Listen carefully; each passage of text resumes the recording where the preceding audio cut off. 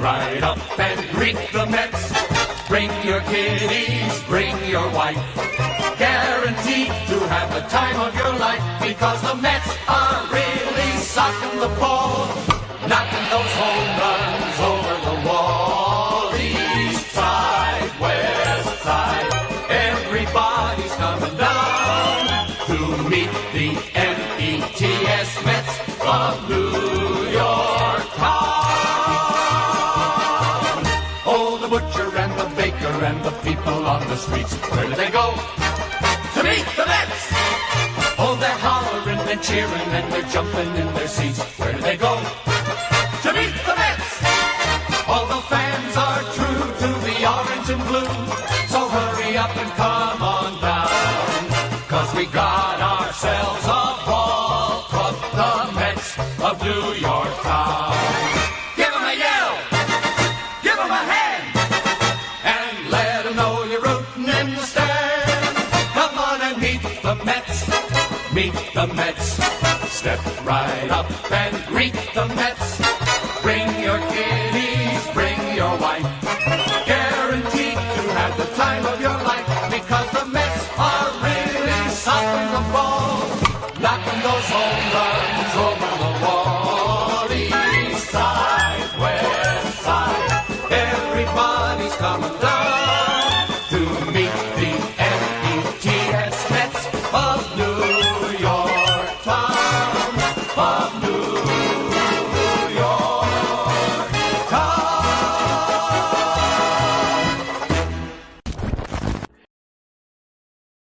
And we are live Mets fans. How's everybody doing? Thank you all so much for being here, guys. I really appreciate it. We are in for a new episode of New York Mets Talk, and it'll just be me alongside myself, because Richie, my normal co-host for Mets Media, is currently out of town. He's busy, and my backup plan of a co-host is busy as well. So no problem. We're going to do this myself. We're going to do it kind of the old way that we've done maybe one other time this season, and something that you guys know plenty from the offseason, and me just doing live streams of ranting and actually answering questions and interacting with you guys all in the chat. So that's what we'll be doing as I break down what happened in the Subway Series, how awesome that was, and how much it upset me that I wasn't able to stream during it, and also getting into, of course, the upcoming series starting tonight at the time of being live here, that time against the Brewers. So again, thank you all so much, everyone chiming in. Really appreciate all my lovely Mets and baseball fans here. Ryan, you got a question? Ask away. Merlin, Moshi. Let's see here. Dave, the legend himself. Thank you so much for being here, my man. You know how much I love and appreciate you, buddy. And I'm going to be checking the P.O. box again today. So seriously, thank you so much for everything. You know how much I appreciate you. Amanda, how are you, my friend? Ryan, I'm going down the list. The Shraken. I'm doing great, buddy. How are you? Again, I appreciate everyone chiming in, guys. So again, we're going to be waiting probably another 2 minutes or so, and then once everyone's in, we'll be breaking down everything there is to know about the Subway Series. And what an awesome series that was for the Mets. That's all I can really say right now. DeGrom's next start after the break should be against the Pirates on that Sunday. Because I might be going to that game too, as a matter. I'm actually almost certain I'm going to that game, Ryan. So there you go. Now you know something. Of course, I have a baseball game when DeGrom plays. Oh, I'm sorry to hear that, buddy. Hopefully, at least you perform well, especially if Jake is going to be on the mound. That if you're going to miss him, at least give it your best shot, right? Let's see here. Of course, I have a baseball game. Oh, I answered that already. What do I think about the fan catching the ball in play? You know, I didn't see it fully. I just got home yesterday from being out as the play happened, and I saw the controversy. It's frustrating. I wish he didn't do it, but in the end, it ended up helping the Mets kind of. It didn't look like it was going to be a home run or anything, so it is what it is. But in the end, the Mets had a spectacular game, so we're going to get into all of that again. LFGM, Tim, you're at the game last night. Awesome, Tim. I was trying to go last minute to the game, and guys, if you don't know, Tim's an awesome member on the channel. But yeah, I was trying to go, and I was like, traffic's going to be horrendous because I would have only been able to catch the second game of the doubleheader, not both. So I'm like, it's all right. I originally had plans to even possibly go to all these games, but the rain really messed me up, to be quite honest. That was the main reason why I couldn't go to any of the games. Just the uncertainties, the Friday game getting postponed, and then Saturday it being on and off with rain, not knowing for sure if there would be any type of delay or anything like that. And I have to take a little bit of a hike just to get to these games. It's not like I live in New York. So those were other factors that went into it. You're going to a game against the Blue Jays on July 25th. Oh, that's all. I want to go to one of the games against the Blue Jays. Maybe I'll see you there, Aiden. That's awesome. Hey, Rory, how's it going? I'm doing fantastic, my man, and we're going to get right into it, though. So we're going to talk, guys, I'm going to wait another second or two for more people to catch in. So again, guys, if you're just chiming in, thank you so much for being here. You know I love and appreciate you all. And we're going to just break down everything about the Subway Series. I might break down all the numbers, everything you need to know. Maybe if you forgot a little bit, maybe you didn't catch all the games. And my stances on the matter, what stood out the most to me about the Subway Series, what was so important, the 3 stars of the Subway Series, and then also taking a look into a pivotal series against the Brewers, which is going to be a lot more intense than what you think. Mets fan, what's up, buddy? Happy to have you here. Guys, if you don't know, Mets fan is also a great YouTuber. Check him out. We also did a video on his channel over the past couple of days with other fellow Mets YouTubers and just Mets fans overall, breaking down our most heartbreaking moment as a Mets fan, or in particular, a Mets killer that really stood out to us. So even though it's a little bit of a negative topic, it was a lot of fun. So definitely check that out. But happy to have you here, buddy. Just reading down the list here. Again, thank you all so much for being here, guys. So with that being said, I apologize if I missed any comments. Please don't take it personally or anything like that. Guardian of Chaos. Am I going to the game tomorrow? No, I'm not, Luis. No, I'm going to be going out of town Wednesday, so I'm pretty busy this week. But I will be live for tomorrow's game. That is my intent for Jake's start. I always try to be live for his especially. So, guys, with that being said, let's just jump right into it, okay? So, again, thank you so much for being here. Smash that like and subscribe button. If you enjoy consistent Mets content, we got a lot of awesome things coming here this week.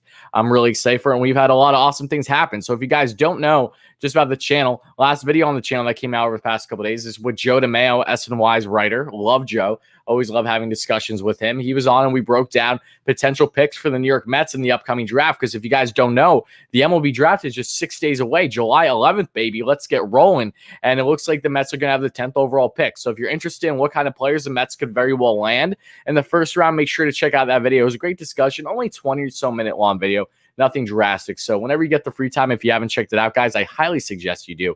I really think that you guys would enjoy it. But with that being said, GG merch, I know. Trust me, we've been trying to work on the merch. I've been trying to get someone to make logo designs for me, but it fell through a little bit, unfortunately, with not just one, but 2 different people, just with the amount of time it's taking. So I'm going to reach out to a third source now and hope for the best. So once that is situated, trust me, there's going to be stuff. And as long as we get a good enough viewership and as long as this doesn't go too long today, I will try to take some viewers, yes, because it's still holiday weekend where I reside.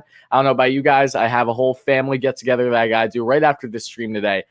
So this will be the only content today, but tomorrow, as long as I can get yard work and other things out of the way, as funny as that is to say, I'm going to hopefully have another video out because there's a player that I need to discuss regarding the New York Mets that they've apparently showed interest in that is not Josh Donaldson. So stay tuned for that. And I'm also going to be going live tomorrow night for the Brewers and Mets game with Jacob deGrom on the mound. So let's get right into it, folks. Yankees, Subway Series. Let's talk about it, okay? What a series this was for the Mets, guys. I just want to start by saying that the fact that the Mets went into the Bronx and have been abysmal all season long, especially the past, couple weeks, really. As soon as I went on vacation, as you guys know, I was away for a week in mid-June. As soon as that happened, the offense just completely was dead again with all these tough stretches against all of our NL East rivals. And it was frustrating. And it still is frustrating. But one thing is certain, the Mets are finally starting to get healthy. And this lovely guy by the name of Brandon Nemo, who is the best trade deadline acquisition you could ever see, was back with the club. And boy, oh boy, did he have an impact on this team in this Subway Series and will going forward. So that's what we're going to talk about, guys. So as always, if you're just chiming in, make sure to smash that like and subscribe button as we get rolling. But let's get right into game 1 of the Subway Series. The Mets win this one 8-3. They head into the Bronx. They take on the Yankees, and they score 8 damn runs on them. Immaculate stuff, especially when the Mets weren't even winning this entire game. They were down by a couple runs, but no less. They came back. Taijuan Walker had himself a really oh, wait, you know what? Am I wrong on that? I'm trying to, because I know Walker just went over 5 innings. Regardless, the Mets had a dominant game here. So let's just get right into it, okay? Let's talk about all the positives. Brandon Nemo, the man, the myth, the legend, the on-base machine, guys.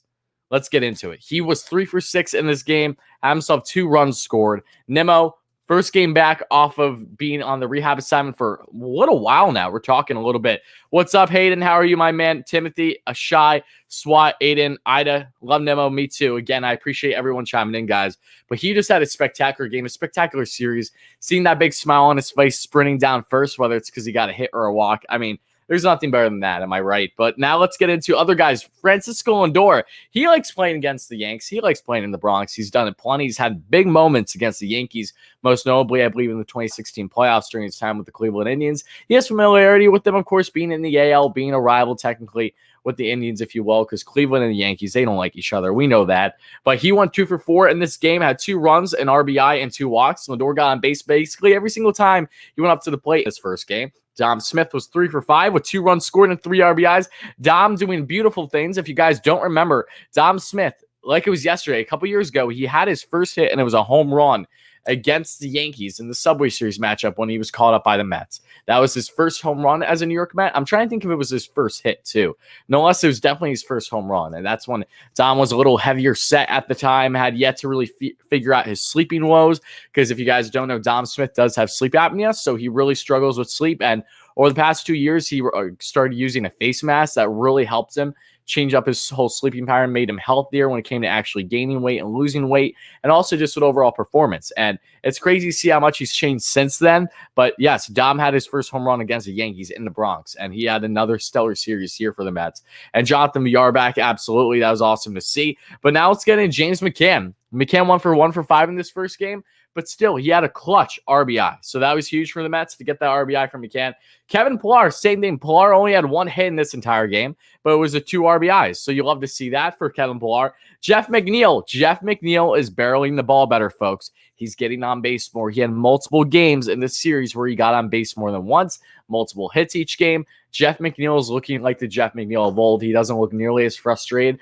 This series helped so much with the offense and with a guy like Jeff McNeil, who's so emotionally sound with himself, but to the point where he is very overwhelming. This guy is normally swearing F-bombs down the first baseline because of how frustrated he always is, because he's had a really poor start to the year. Even with his injuries, even being out over a month or so, missing whatever it was, around 30 games per se, Jeff has not had a good season, but no less, this was probably the best series I think I've seen out of McNeil thus far. He looked the most comfortable he's ever been, and that's a great sign, especially in a pivotal series against the Yankees in the Subway Series, no less. And then Jose Peraza in this first game of the 8-3 victory for the Mets went 2 for 5. Peraza's been unbelievably clutch. Well, anytime the Mets asked him to get in there, give an opportunity, because this is before Jonathan Villar was fully back with the Mets, as he played in the third game of the series, which was the back half of the doubleheader. No less, it was great to see Peraza 2 for 5 with a run scored. But let's get into the pitching, and let's talk about a guy that absolutely deserves to be in the All-Star game, but is not going to be, which is an absolute joke. And that is Taijuan Walker. Taijuan had a stellar performance once again. Walker threw 5 no-hit innings against the Yankees. They pulled him, of course, when he was in the 6th, when he was actually giving up a hit. He gave up a solo shot to Aaron Judge, and that was going to do it for him on the day. But no less, Taijuan Walker's final line in this 8-3 victory was 5.2 innings pitched. He had himself 2 earned runs. Was it 2 earned runs and 5 strikeouts? Oh, maybe it was 2. Okay, you know, he was probably caught with the runner that was on first or second after he got pulled. So that makes sense, actually. And it was a 2.44 ERA on the season for Taijuan. So no less, Taijuan had a really, really strong outing for the Mets once again. And to have 5 no-hit innings against the Yankees is pretty damn impressive, if you ask me. So I will take that. Miguel Castro has been very so-so, had himself a bad outing and then a solid outing in the series. He didn't even record 1 out when he came in relief right away. He gave up that run, no less, that it was charged to Walker. So there was the 1 earned run on Castro, and then Jeurys Familia comes in with 1.1 innings pitch. He shuts down the door. So Familia, who's back off the IL, first appearance back, and he was looking great right away. Actually gained some strikeouts there. And then Drew Smith shut it down for the final 2 innings against the Yankees in style. The Yankees stood no chance against Drew. So in total, the Mets win that game 8-3, pardon me. They were 5 for 17. Yes, the Mets do get on base a lot. I think we tend to forget that. But the Mets were 5 for 17 in this game of runners in scoring position, and they left 12 on base. So it's kind of crazy. I'm like, oh my goodness, they left 12 on base. Typical Mets. But, you know, they scored 8 runs. So the ends justify the means a little bit. It's okay to push that aside, knowing how well the Mets did, regardless how many runs they were able to put up. And what a clutch outing this was against a southpaw, no less. To jump on Jordan Montgomery was absolutely huge because, as we know, Southpaws, it doesn't matter who it is. They're all looking like they're going to be like Randy Johnson out there. They have no chance whatsoever. It has been a huge thorn in the Mets side this season against Southpaws, no less. But as of late, over the past week or so, they've really been starting to pick up the pace against left-handers. And this was also pivotal against the Yankees in Montgomery. So that was great to see. So before I go into the second game of the series, I just want to say again, thank you all so much, my viewers that are here. I really love and appreciate you guys. I hope you guys are enjoying this conversation. New episode of New York Mets Talk Live. It is, again, just myself. There will be no Richie from Mets Media today or anyone else. Everyone is currently out of town busy. It's a holiday weekend. I perfectly understand. But rest assured, I want to make sure this got done, especially after a great series against the Yankees, and I want to break everything down for you. So, AB, my friend, AB, I'm sorry that you got the series lost, buddy, but I wish I could have live streamed because I really would have liked to see your reactions in some of those games, even if it was the second game yesterday when the Mets lost. It was very entertaining. But no less, everyone, thank you so much for being here. Michael Kane with the hype. Appreciate you, my man. Great member on the channel. Brewers will be a test for us. That's an understatement, absolutely. So let's get into the discussion a little bit further, guys. We're going to jump down to game 2 of the series. And boy, oh boy, did this one not disappoint. My phone died, guys. So game 2 of the series, I was watching it, but I had to go out to grab something. My phone died, and my phone died at the absolute worst time, and we'll get into it right now. But if you guys follow me on Twitter, you know. So getting into game 2 of this game between the Mets and the Yankees, Mets ended up winning 10-5 when they were losing 4-5 going into the 7th inning. If you guys don't remember, in doubleheaders this year, it's 7-inning games. So 7th inning was equivalent to a 9th inning. And let's talk about this comeback. Let's talk about how we got here, okay? What were the steps leading up to this point? Let's talk about individual performances some more. Brandon effing Nemo. What can I say about this man some more? He went 2 for 5. He had himself, oh my goodness, he's just been electric. 2 for 5 in this game. Second game back with the Mets, no problem. A run scored, 3 RBIs like an absolute boss. Then you have Francisco Lindor continuing to look really strong at the plate, both on the right and the left side, which has been awfully impressive too. 2 for 3 on the game, 2 RBIs and a walk. Dom Smith doing way best. Dom bombs, baby. Let's throw that curve up for Lucchesi still. Hope he's healing up and is going to be doing well. Can't wait to see him next year. But they're still doing curves, and I love that. Dom Bomb got a solo shot that really helped out the Mets in this game. 1 for 4 on the day. A run scored, an RBI, and a walk. So Dom had a really, really good series. Loved everything I saw from him. Pete Alonso, yes, did not look great in the game this series. But, we're going to save Pete Alonso for last. We're going to go back to his individual performance in just a little bit because I need to talk about some other guys before we get to Pete. Michael Conforto. Michael did not have a hit in this game, and I don't believe he even had a hit all series. But no less, he didn't have a hit, but he was 0 for 2 with 2 runs scored thanks to a walk. So Michael was still getting on base, and he did get hit by a pitch too. But no less, he was getting on base, doing what he had to do to help the club, especially while the bat hasn't necessarily been there since he came back from his injury. Billy McKinney, he was 0 for 2 on the game, but he did have a run scored thanks to a walk, so that's good to see. Kevin Pillar, the clutch Kevin Pillar, coming in clutch once again. 1 for 1, pinch hitting, and got himself a run scored. That was awesome to see. Then, Tomas Nido, he's 1 for 3 with an RBI. Luis Guillorme, we all love Guillorme, the wizard in the infield, 2 for 3 on the day. And Jose Peraza being a pinch hitter again, 1 for 1 with a run scored and 2 RBIs. Thank you so much, Jose. So now let's get into Pete Alonso. Okay, so the Mets were losing this game again, 4-5, going into the top of the 7th. Pete Alonso comes to the plate. He faces a guy by the name of Aroldis Chapman. I don't know if you guys know him, but Chapman started off the season absolutely stellar with a sub-1 ERA. This guy had one of the best ERAs his first 33 games into the season. It was remarkable. It was a lot. His last 9 games, he's had an ERA around 30. It's insane. And it really goes in hand with the substance abuse. And the same thing we saw with Garrett Cole in this game, because Garrett Cole got pulled in this game. The earliest he's ever been pulled as a New York Yankee, and the quickest he has been pulled out of a game since, get ready for this, 2016. So Garrett Cole and Aroldis Chapman, there's one thing that they have in common. Yes, it is in fact substance abuse. They are both clearly having some severe drop-offs in their RPMs thanks to the spider tack or whatever they've been using. But seriously, it's an ongoing issue. For Yankees fans, I don't know what to tell you, AB. It's going to be interesting to see how that contract plays out and everything going forward, not with Chapman, but with a guy like Garrett Cole. He has been absolutely abysmal for the most part since the crackdown, the sticky stuff happened. He looks like a shell of what he once was, and he's getting shown for what he really is, and he's really flustered with how to kind of combat this.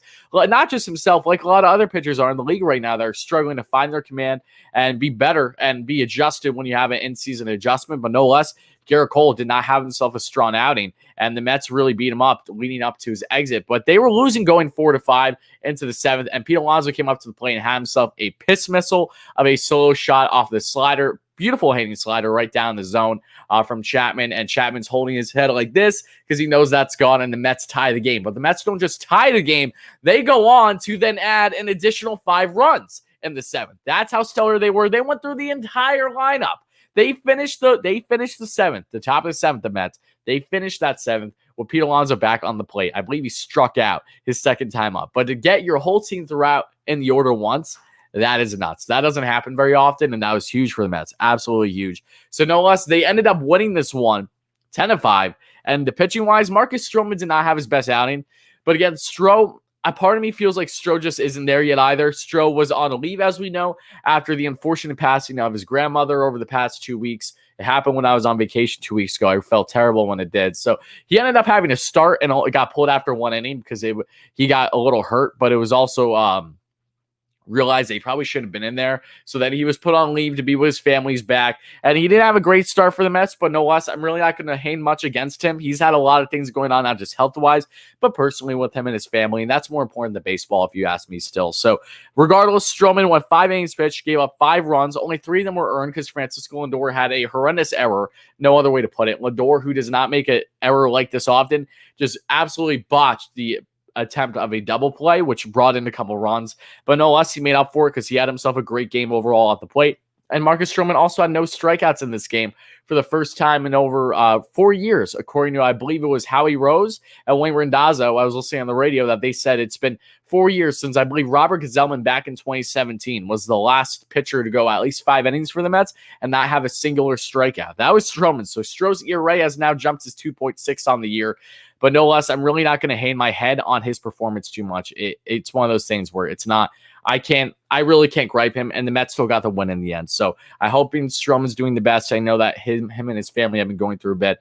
Is that all the signs were that he was pretty close with his grandmother. So I can only imagine what that feeling is, truly. So now getting into the rest of the pitching, Jeurys Familia came in with an inning, no problem. And then Seth Lugo got himself the save to finish the game with 1 inning pitch. So the Mets in total were 7 for 14. They were batting .500 for runners in scoring position in this game. That's always good to see. And they left 9 on base. So again, another scenario where they left to get a lot of guys on base. They had key opportunities and didn't execute, but they clutched up massively in that 7th inning, which is equivalent to a 9th inning in doubleheaders. That ultimately gave the Mets the win in the end and the series win. So guys, before we jump into game 3, I just want to say what an immaculate 2 games this was by the Mets. Comeback games in both of them, and the second game in particular, Pete Alonso, who has had some horrendous at-bats as of late, especially in this Yankees series, clutched up big time when it mattered most for the Mets to tie the game, and then all the runs poured on after that. Jose Peraza with a clutch. Jose Peraza coming in was absolutely clutch. Everyone was just looking fantastic. So before I go any further, I'm going to just answer some comments I see here quick. So again, thank you so much to all my viewers that are here.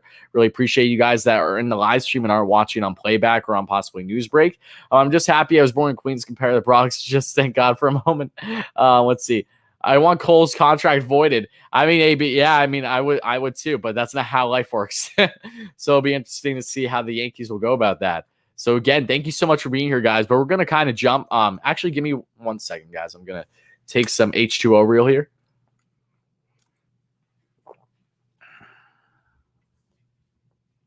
Okay, so now let's get into game 3. Okay, because game 3, it didn't go the Mets' way, but I'm not upset about it. The Mets got the series win, and this was a hard-fought game for the Mets too. And it's one of those where the Mets probably could have came back, but they didn't, and it's not the end of the world. But the Mets lost their game 3 and lost the attempt of a series sweep in the back half of the doubleheader that started at 7:05 p.m. Eastern time. And the Mets lost this one 4-2. And let's get into it. The offense just wasn't there in this game for the Mets. It was a bullpen game for the Yankees, and they did a really good job of it, and the Mets just didn't execute. It was just one of those things. It is what it is. To me, as much as I love series sweeps, there's nothing that matters more to me personally is actually getting series wins. And this was the first series win the Mets had in a minute. And it really felt that way. It really did. The Mets haven't had a series win since before I left for vacation, which if you guys don't know, was easily like 2+ weeks ago. It's been a minute since the Mets won a series in style. They've either been splitting series or they've been losing series. So getting to this one, though, there wasn't a whole lot of offense, but Dom Smith stood out once again. He's 1 for 3 on this game, and he had a hit in every single game in this 3-game series against the Yankees. He started in every game as well. Pete Alonso won, and he had himself a run scored. Pete Alonso was 1 for 3 with a run scored and 2 RBIs, thanks to a home run. This was Alonso's second home run of the day, but coincidentally enough, was not the same home run in the same game. He had himself the home run in game 1 of the doubleheader, had himself a home run in game 2 of the doubleheader. So that was great to see from Pete. And then James Mccann was 1 for 2 on the day as well. Mccann had a solid series overall, getting some clutch hits for the Mets. That's what I like to see. But that's really all she wrote offensively for the Mets in this game 3 of the series against the Yankees in the Subway Series. They just didn't have it. But again, for whatever reason, the Mets haven't executed in bullpen games either, when the bullpen is the other side. Like when I think of the doubleheaders, whether it was against the Phillies or the Braves or not the Yankees, pardon me, or the Nationals, whoever it was, the Mets just have not executed against opposing teams when they have a bullpen game in. I don't know what it is about it that throws them off, but they just aren't ready for it. And this was another prime example of that. But the Mets, no less, I believe, are now 10-6 on the year in doubleheaders, which is not bad. That's actually pretty damn impressive. But we had Corey Oswalt starting in this game. It was supposed to be Tyler and Miguel originally, but they pushed Miguel to start today. They want Oswalt, who's more of a bullpen guy, to be in this game. And Oswalt didn't have a good outing, but again, he's not a guy that we should really be banking on too much. I like Oswalt coming out of the pen as a long reliever far more than I like him as a starting pitcher, and I think we can all attest to that. But Oswalt, in 4 innings pitched, did give up 300 runs, and now he has a 3.48 ERA in his short stint in the MLB thus far. This season, I should say. Aaron Loop also gave up an earned run in 0.1 innings pitched. So Loop, one of those rare outings. Aaron Loop has been absolute money for the Mets. He still has a 1.8 or so ERA on the year. Not that upset about that. Just unfortunate. Miguel Castro has 0.2 innings pitched to finish off the inning, but got it done without a problem. And then Trevor May, the final inning for the Mets that they pitched in, got himself 1 inning pitch, no issues. So in total, the Mets were only 1 for 3 with runners to scoring position in this game 3 of the Subway Series, and they left 3 on base. So no less, they lose game 3 of the Yankees, but I can come out confident knowing that they had a really, really, really strong series against the Yankees, a team that, don't get me wrong, has been struggling. They are now currently only, I believe, they're 1 game over 500, the Yankees versus the Mets 7. But no less, this was a massive, massive victory for the Mets, and this is going to help them bring momentum. When you got guys like Brandon Nemo and you got all these others, that is only going to benefit them greatly going down the road as long as they stay healthy. And the only guy that's really the missing piece now, health-wise, is a guy like J.D. Davis, because Jonathan VR was back in this game 3, and while VR didn't do anything really offensively, it was awesome to see he's back because he's been huge for the Mets. You can play him at short, you play him at third, play him at second. He's gotten the job done, and he gets on base a good amount. And when he does, you're more than likely going to get a stolen base every now and then. He still has speed on the bags. He's still very much looking like a very effective player for the Mets, whether it's off the bench or if he's starting. And that's one of the main things I love about the Mets bench and all their other depth guys. Everyone that's been stepping up has been stepping up tenfold. So now, with that being said, that's going to conclude everything there is to know about the Yankee series, the Subway series for the Mets. So if you're watching this live, thank you so much for that. We're going to jump into the next segment. But if you're watching this also on News Break, that's going to conclude everything you need to know about the Subway Series victory for the New York Mets over the Yankees.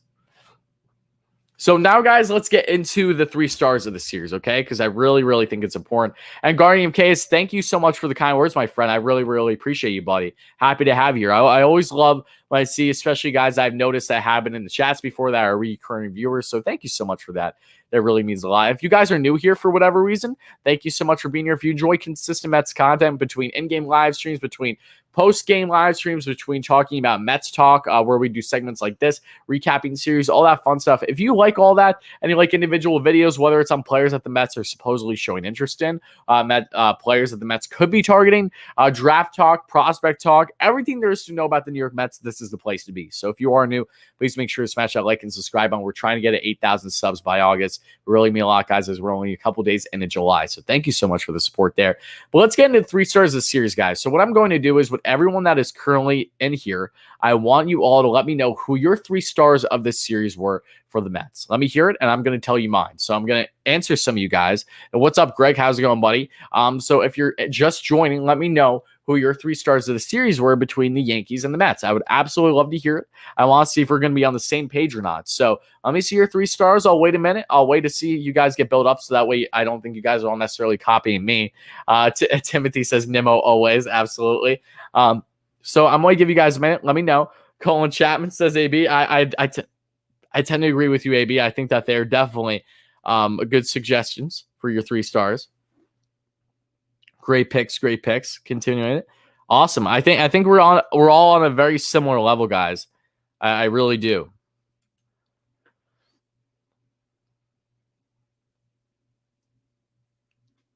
And this is tough. You know what's so good about a series like this, guys? When you can pick numerous guys, but you have to narrow it down to 3, that's a good problem to have. So I'm going to have some guys that actually aren't even mentioned, but just keep that in account. So I'm going to share my 3 stars now. You guys continue to share yours. So Felipe Guzman announced Alvarez, Beatty, and Ronnie. Yeah, the big 3, the prospect pool, that's for sure. Nemo Dom Walker says Dave. Awesome picks, Dave. Nemo Smith and Walker says AB, the Yankees fan. Nemo Pete Dom with Walker as an honorable mention. Okay, good picks, Jack. Great member on the channel. 3 stars, according to Jordan, is going to be Dom, Taiwan Walker, and Brandon Nemo. Those are good picks as well. Yeah, I think we're all kind of on the same page, guys. So mine's slightly different.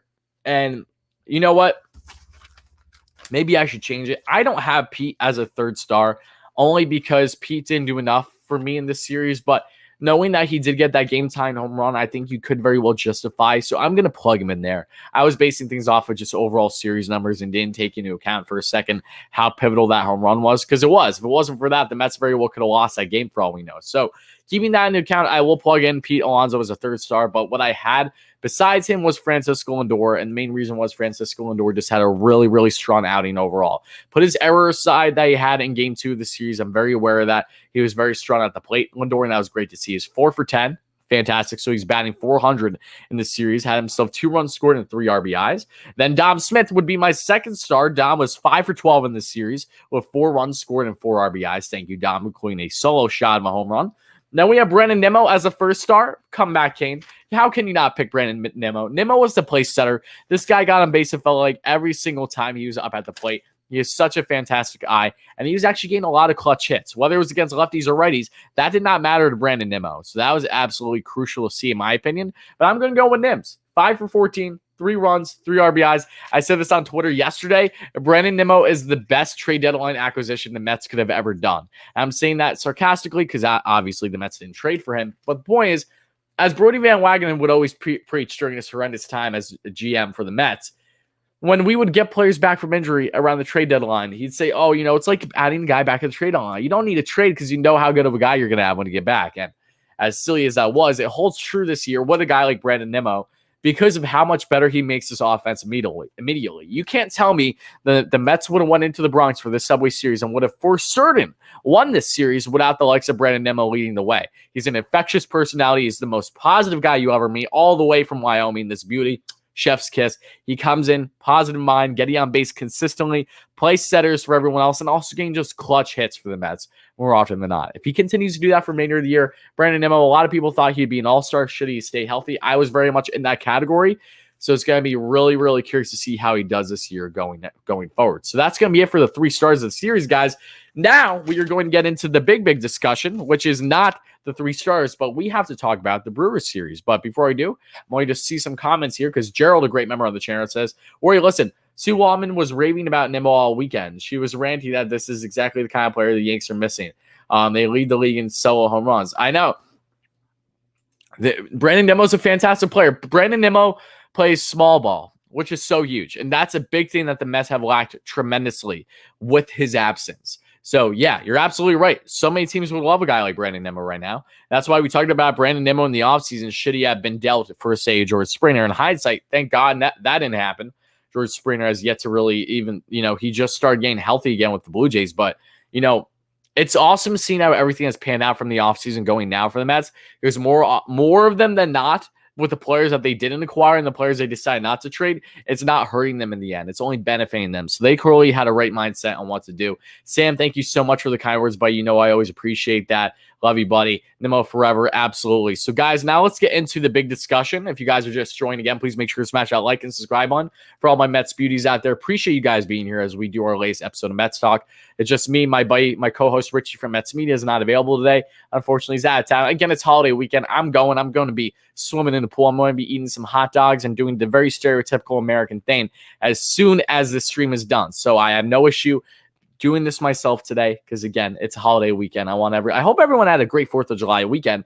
Before I even go further, guys, did you have a great 4th of July weekend? Did you watch fireworks? Did you have fun? Did you just hang back? I actually had a low-key day yesterday. I had my most celebration the day before with friends and family, but yesterday was actually kind of low-key for me. But I want to know, guys, if you were at the Mets game for the doubleheader, like I know Timothy, a great member on the channel, was. That's awesome. Happy to hear that. I wish I was in attendance there. Unfortunately, wasn't.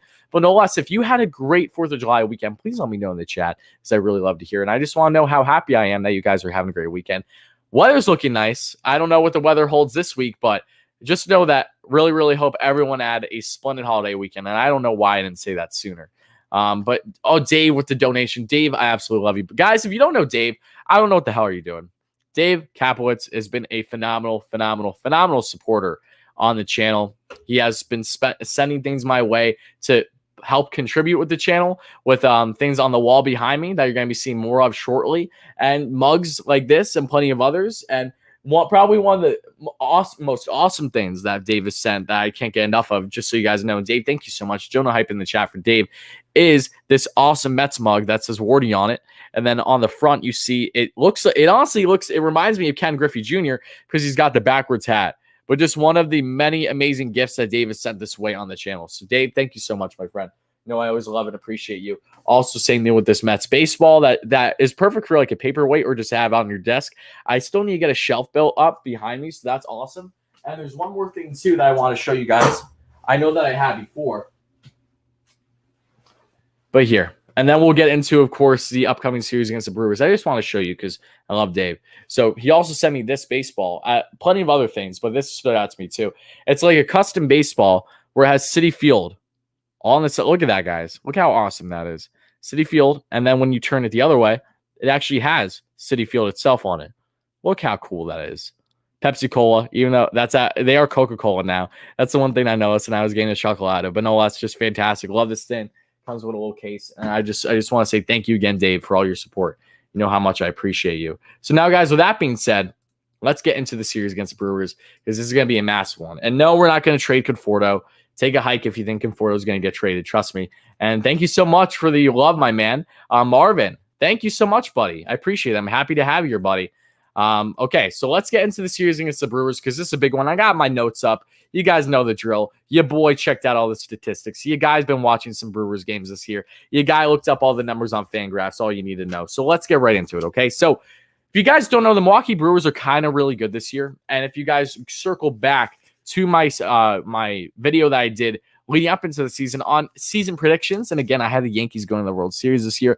Not looking too hot there, but again, circumstances have changed. But one of the predictions I did have accurate that I think is going to stay true all year long is I had the Milwaukee Brewers winning the division. I had them winning the NL Central. I had them winning over the Cardinals. And don't get me wrong, the Cardinals not having a guy like Jack Flaherty is definitely hurting them, but no less, they have been absolutely plummeting right now, and so have the Cubs. The Cubs have lost numerous games straight, and the Brew Crew has just continued to be hot. Going into yesterday's game, the Milwaukee Brewers had won. Get ready for this. Not one, not two, not three, not four, not five, not eight, not 9, not 10. They won 11 straight games going into yesterday, which that fell short against the Pittsburgh Pirates, no less, which is the team that the Mets will play after this Brewers series, coincidentally enough. But let's get into this because the Brew Crew are first currently with a hefty lead right now in the NL Central. They have a 7-game lead over the Cincinnati Reds, I believe. They're 51-34 on the season, so way above 500 by easily over 10 games. And they have a star-studded lineup when it comes to their pitching staff and have some clutch hitters in this team as well. So getting right to it now, guys. Again, thank you so much for being here. Game 1 of this series is supposedly going to be Brandon Woodruff, who has been the best pitcher in the staff, you could say, for the Brewers, has been one of the best pitchers in baseball this year. Utterly dominant is what Woodruff has been. He's 7-3 on the year with a 1.87 ERA. Remarkable numbers. He'll be facing off against Tyler McGill, the 6'7", 240-pounder that made his debut 2 starts ago for the Mets against the Braves. He has a 0-0, 4.82 record on the year. But I like Miguel. I think he's been really serviceable for the Mets, getting called up as a 25-year-old. I'm not even complaining that he has a sub-5 ERA. Just really thanks to home runs. I like Miguel quite a bit. I don't love his chances being a better pitcher than Woodruff in this matchup tonight. But no less, we'll see how he does. That's going to be a big game. And before I go any further, I just want to say thank you so much for the donation, Chris. Chris Scotty, a great support on the channel. How are you, my man? I think we've interacted on Twitter sometimes before too. So thank you so much for that, Chris. And you say here, hey, Ty, what do you think the odds are the Mets get Bryant at the deadline? Well, first of all, thank you so much for that. I really appreciate it. And, I think the odds are kind of increasing by the day. The more the Cubs continue to plummet and find themselves on the outside looking in the NL Central, where a couple weeks ago you could have said that there's no way in the heck they're going to be selling because they're actually like looming first. That's not the case now. If the Cubs find themselves 10 games out, I think you're pretty sold on them selling. They should be. I think the Cubs are idiotic if they don't sell because they aren't going anywhere this year. I'm sorry if we got Cubs supporters out here. I know we got some people on the channel that are, but the Cubs don't have the starting pitching depth. Their best starting pitcher, you could argue, was Yu Darvish for sure, was an NL Cy Young candidate. Came in second in voting above Jacob deGrom in the shortened season last year, and they trade him away. And they got Zach Davies in return and some lower-level prospects. Like, the Cubs are not going anywhere. And I don't know who needs to hear this that hasn't heard it yet, but the Cubs need to be selling. So I think with each passing day that the Brewers continue to dominate, and I hope the Brewers don't dominate, that means they're going to sweep the Mets upcoming. But with the Brewers continuing to thrive as the top seed there, the top team, in the NL Central, and the Cubs continuing to plummet, why wouldn't you sell? So Chris has not been nearly as hot as what he was in the first month and a half of the season either, so keep that in mind. But I do think Bryant is very much a possibility. It all really comes down to, in my mind, the Cubs are lowering the price for Bryant because it doesn't look like, from what we saw in the offseason, that the Mets are going to be giving up a top prospect for Bryant, and rightfully so. Unless his really circumstances are worth it, and they're for sure going to re-sign him, that is something you could say. But outside of that, I think the Mets are going to be strategic about how they address third base should they wish to do it, and they are very much searching for that right now. So I do think Bryant could very well be dealt at the deadline, and I do think the chances of him going to the Mets are higher than what they were even a week ago with how much the Cubs have been plummeting over the past 7 days. So keep that in mind.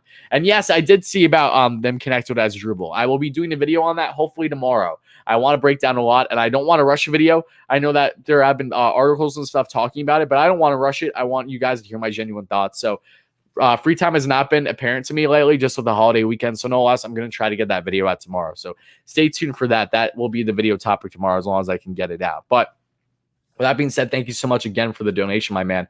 Appreciate you kindly. But let's get into game 2 of this series and what we could possibly see, guys, because if you don't know, game 2 of this series looks like it's going to be Mr. Anderson, a 2-5 record with a 4.69 ERA, facing off against the best pitcher in baseball, Jacob deGrom. Jake has not had the dominant starts like he usually does past year round, even though I will say after he gave up a 3-piece in the first inning, thanks to Austin Riley opposite field bomb 5 days ago against the Braves didn't get anything out of Jake after that. Jake mixed up his pitches a lot, but he was dominant, absolutely dominant, had 14 strikeouts, one of his highest strikeout rates on the season. Just remarkable to see. But no less, it'll be Jacob deGrom with 7-2 with 0.95 ERA versus Anderson with 2-5, 4.69 ERA. Nice on the year. So that's going to be a big matchup, and I will be streaming that game if you guys are watching this live on a playback or on Newsbreak, wherever you're listening to this right now.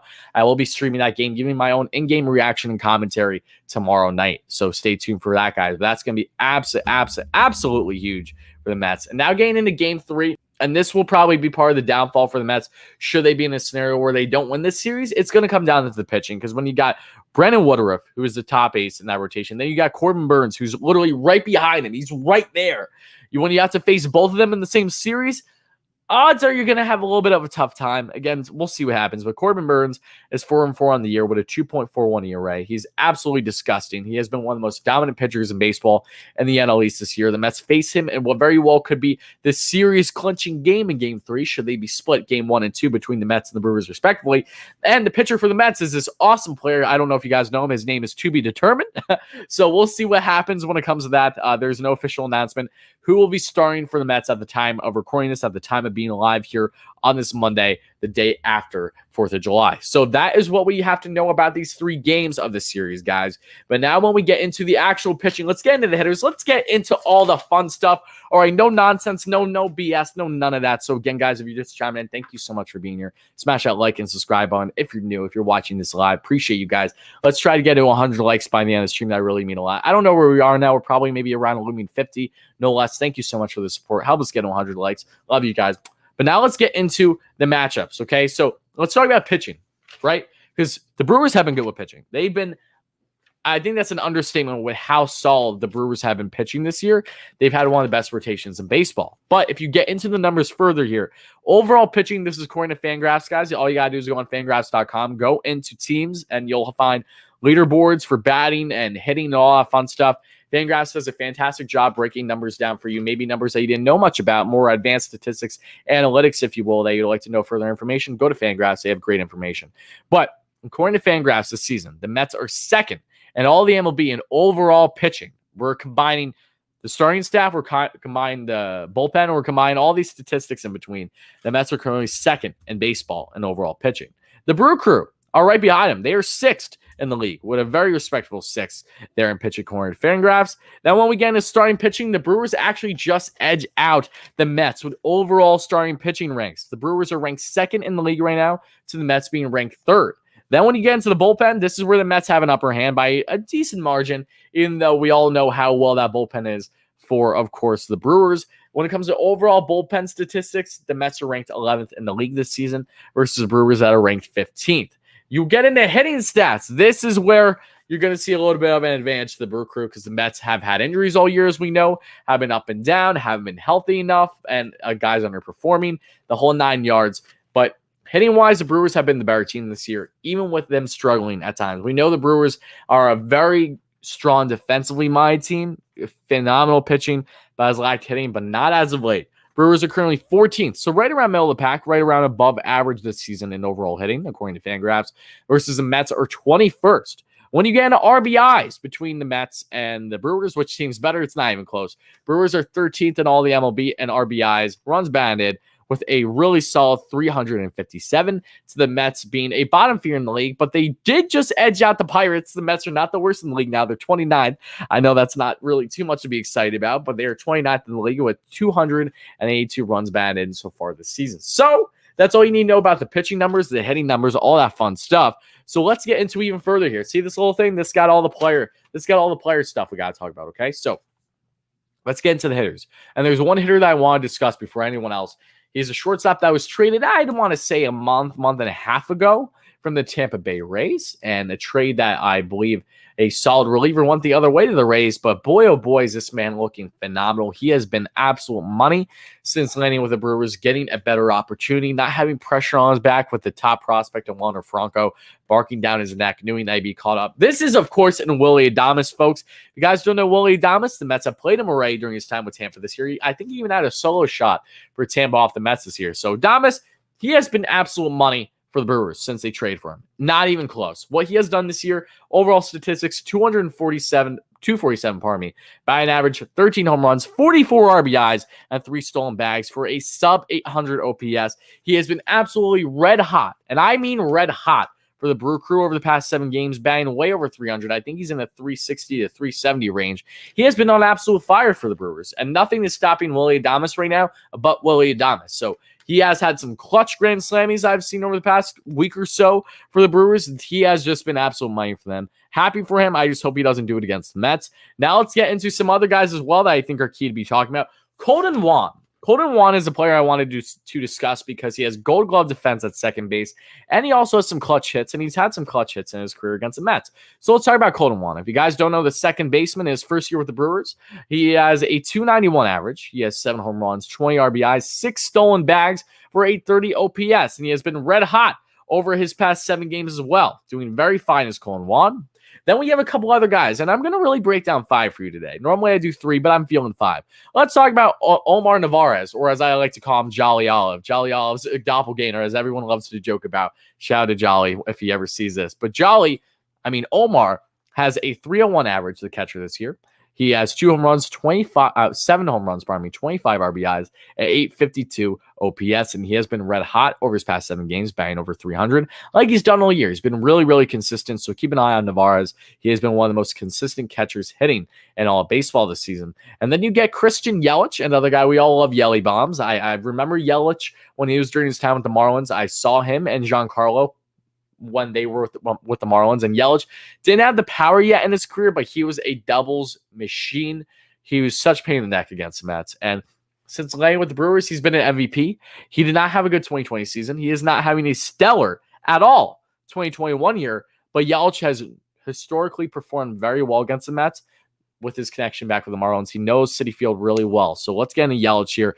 He's batting .250 on the year. Only 5 bombs for Yelich, who just a couple of years was removed with easily 30+. We're going in the 40 range. It's been crazy how much Yelich has digressed in this little bit of time, but at the same time, a lot of other guys have. So you got to keep that in mind. 2020 really did mess with a lot of players, Francisco Lindor included. So now let's get 250 average, 5 home runs, 23 RBIs, 6 stolen bags, at 809 OPS. So the OPS is still respectable at 800+, but still not what you ideally would like from Yelich. And Yelich has been cold over his past 7 games, batting right around 220, 230, but no less. Yelich does pretty well against the Mets. He always has, and he always kind of will. So I'm expecting Yelich have himself a solid series, if not the best player for them this entire series. And now the last player I want to discuss for individual players on the hitting side of things for this Brewers and Mets matchup is Avisail Garcia. If you guys don't remember Garcia was also a Tampa Bay Ray, where I remember him most. I'm trying to think. I'm almost certain he was a Chicago White Sox, which is where I really started to be fond with him. But Garcia has really found a home with the Brewers and has had himself an awesome season, batting right around 250 on the year, 249 to be exact, has 15 bombs, 51 RBIs for the right fielder, 4 stolen bags, and a 767 OPS. So the OPS is low. He's not much of an on-base machine as he is more of a slugger. But no, as Avisail has had himself a very serviceable season for the Brewer crew. That's great to see for them. Again, I just hope it's not against the Mets. He's been red hot, though, over his past 7 games. So now let's get into the final players that I want to discuss. And do you think Juan's injured? I'm thinking Juan is injured too. So even if he is, that's perfectly fine. That's only going to benefit the Mets. Not that I wish he'd be injured. But I was looking at his numbers. Let's double check quick because I could have sworn when I looked up Juan's numbers that he had played recently, which made me think that he wasn't injured. But I could be completely wrong, and I'll take that. That's not a problem. So let's double check real quick. Colin Juan. If he was injured recently, that would be feasible. That would make sense to me. Well, his last game he played was July 1st. So maybe he is out with injury right now. That could be you might be right. Regardless though, if Colin Juan is in the lineup against the Mets, that's not going to be fun. And if he isn't, then hopefully that benefits them. But let's get into now the bullpen, okay? Because the bullpen is something that has been a stronghold for the Brewers this year. While it hasn't necessarily been the best in baseball at all, they've been looming right around the middle of the pack in the league this year. Bullpen has still stepped up big time and is led by this guy by the name of Mr. Josh Hader. Hader is a guy we discussed in the offseason plenty as a potential fit for the New York Mets. But Josh Hader is just on another level, and 33 games played. Pardon me, not 33. He's had at least 30, though, I believe, this year. He has a 3-0 record, Josh Hader, the southpaw, a 0.55 ERA. Josh Hader has been one of the best relievers in all baseball in the NL, like a Craig Kimbrell in his division, no less. But Hader has been otherworldly, 0.55 ERA, 55 strikeouts. He loves the number 55, apparently, and a 0.73 whip. That is ridiculous numbers. That is, of course, all-star numbers. Josh Hader has been simply dominant all year long coming out of the pen in any scenario for the Brewer crew. Then we get into Mr. Brad Boxberger. I don't know if you guys remember Brad Boxberger, but I do during his time with the Miami Marlins. And Boxberger, at the age of 33, is having himself a really good year. 3-2 record, wins and loss differential. He has a 3.12 ERA, 38 Ks, and a 1.07 whip. He's been a real stronghold in that bullpen for the Brewers this season. And the final guy I want to talk about is Mr. Devin Williams. Devin Williams, who was basically the most dominant reliever in all baseball last year, got himself awards for it. Has not been the same this year, but hasn't been horrendous by any means either. He's a 5-1 win-loss record, a 3.19 ERA, 49 Ks, and a 1.39 whip. So the whip's up. The whip is double what Josh Hader's is this year. So Williams, even though he is having a little bit of a slumping sophomore year, you could say, it's not bad numbers by any means. It's just out of the norm of what we saw in his dominant performance in a short 60-game season. So that is all you need to know, really, about the actual individual performances and the matchups between the Mets and the Brewers coming up. And this is going to be an absolutely pivotal series for the Mets. So before I go any further, I just want to say thank you all so much to everyone being here in the live stream. If you guys just watch this on Newsbreak, that is going to conclude the series preview against the Milwaukee Brewers for the New York Mets. All right, guys. So before we go any further, I just want to ask, is there one player that stands out to you in the chat that you think is going to be the biggest X factor for the Mets in these next 3 games series? Let me hear it. Let me hear it, guys. LFGM, absolutely Hayden. So let me hear, guys. What player do you think is going to stand out the most in this upcoming series? That is what I want to know, guys. That's what I want to know. So let me hear it, and then I'll share my stances on the matter.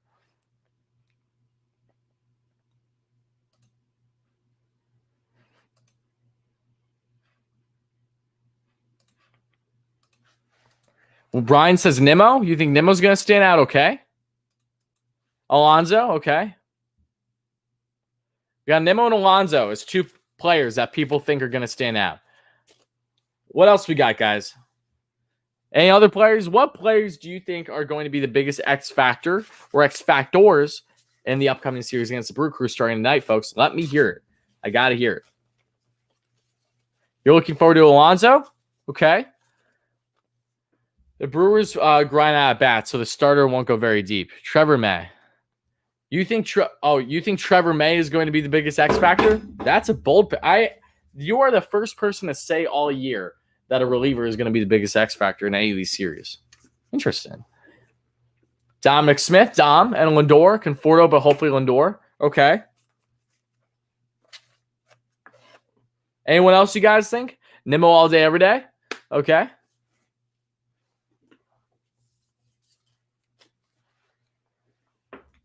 These are all good picks, guys. I like the creativity.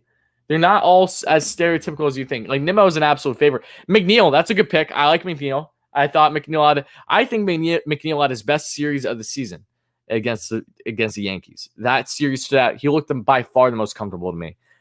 So yeah, I can agree. McNeil's a very solid option for sure. And you have to look at the matchups too, especially against guys like Brandon Woodruff and Corbin Burns. Who's going to be the best at combating that? They have some nasty velocity, especially with a guy like Burns, with a lot of movement. But you're going to see a lot of off-speed pitches in this series too. So you got to think of who's the best guy for the Mets that combats whether it's going to be, say, a changeup or a curveball too. So that's something that stands out to me. You know, if Pete gets a hainer, then forget it. But we'll see. Trumpets, you got Edwin Diaz, Jonathan VR. That's a solid pick. I like VR. Jose Peraza, maybe. His great career stats versus Woodruff and Burns. Oh, look at you. I like that. That's a great pick. Nats fan doing the investigative research. That's awesome, buddy. That's a good pick. I mean, it all comes down to how much Peraza is going to play. You got to realize that. With VR back now, look, the Mets are analytically driven, so it wouldn't surprise me if they favor Peraza in the series. Should he have really good matchups, especially against both Burns and Corbin throughout his career. If that's the case, then yeah, we could very well see him in 2 of these 3 games. May have some. I wish they could just click all at the same time. I know, Mikey, I wholeheartedly agree with you, but I think they will. McKinney's a great pick. I like McKinney. I think McKinney's the biggest dark horse pick in the series coming from the Brewer Crew. This is the first time Billy McKinney will be facing his former club. So I'm excited. I think Billy McKinney could have himself a good series. Look, he knows these pitchers better than anyone on the Mets right now. That's for sure. So I like Billy McKinney. If McKinney plays in at least one of the games, that's going to be very interesting. And yes, Almora is absolutely in the AAA right now. Yes, he got sent down yesterday. It was a tough decision. It had to have been done, though. Almora wasn't hitting a lick with the team, and they have bench bats that are just simply are better, and they have enough defense going where they don't need to prioritize a guy like him who just strictly brings you a glove at this point in time, unless he really gets out of a funk. So, with saying that, guys, I think what is perfectly timed now, what is perfect now, is that we do some live callers. So guys, if you'd like to join in and be a live caller in the stream, by all means you may. You don't have to have your camera on and off. I'll be taking upwards of 5 callers, roaming between 3 and 5, just because I'm on a tight schedule today, guys. I apologize. But no less, we'll be taking some callers. So a couple things that you need to know before we get into the callers. One, please, when you go in, when you click the link, it'll be through StreamYard. You got to put your name in. Put your name of the same exact name that you have as your YouTube handle, so I know who it is. Secondly, be respectful. Okay, don't say anything that you wouldn't say to anyone else that you just met for the first time. Don't be rude. Okay, let's talk about the Mets. And thirdly, just be fairly short. Please do not try to drag on something too long. Only because if we have upwards of 5 callers and I'm on a tight time, all I ask is that you ask a question, share your stances on the Subway Series, anything Mets related that you want to ask or talk about. We can gladly do it. I just can't do it for like a 10-minute conversation is my point. So just be fairly brief to all those things. Thank you so much. I really appreciate it. So I'm going to send the stream link now to you guys. So, and then you guys can join in and we'll be taking upwards of 5. So if I cut you off, if you didn't get a chance to talk, I apologize. It's not personal, just because you didn't make the cutoff. That's literally all it is, guys. So we're going to be taking in some callers now. So I'm going to be putting in the chat right now. And Dave says Lindor, that's an awesome pick.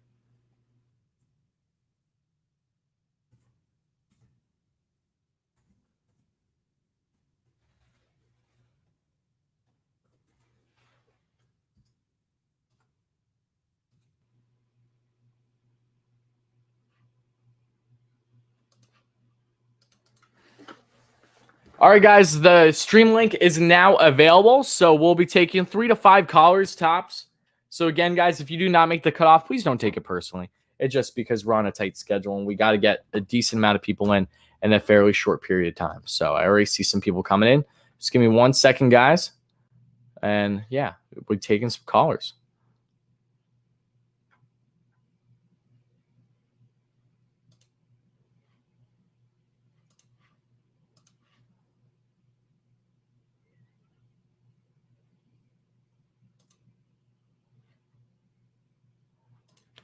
Yeah, we already have 4 people lined up, folks. So again, if you want to join, that's fine. But again, it's cool too. Okay. And I'll pin it so you guys can know in the chat. Give me 1 second.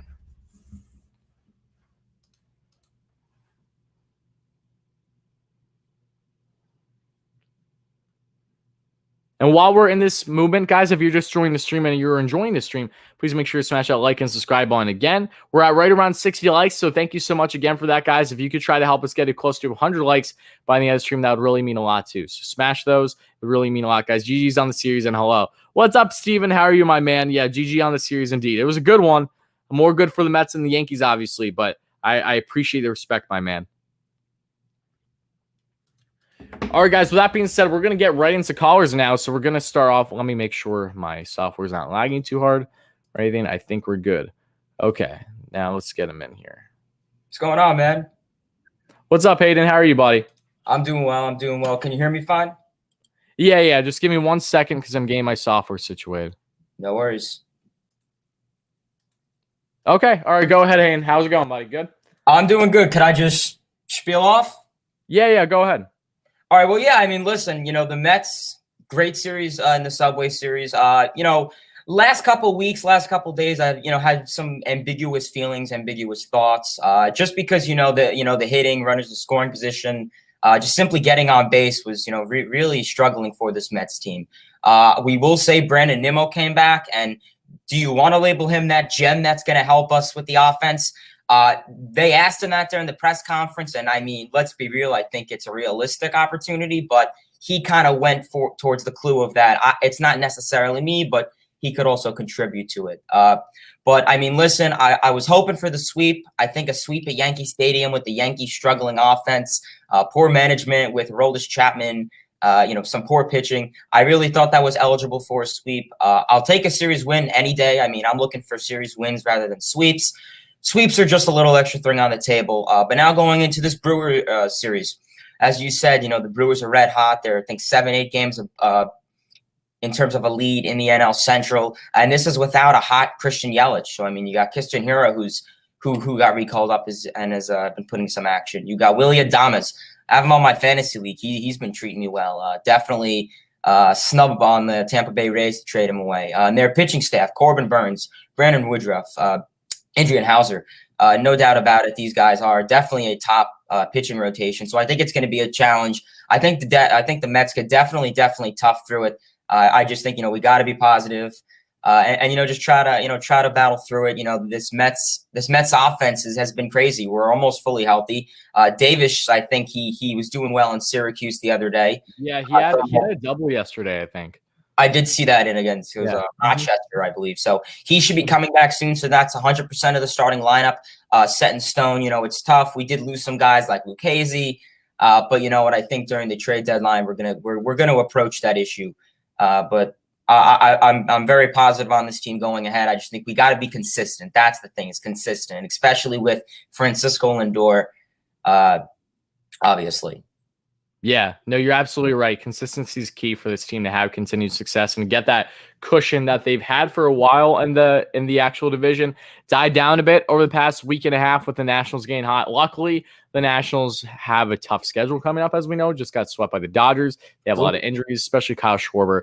And not that I wish an injury on any player at all, but Schwarber need to cool off one way or another. It's actually interesting to see it happening through injury now. Feel bad for the guy, but man, oh man. So it's good that the Mets are in a position now where they can hopefully execute. They need to be consistent. This is a huge series for them.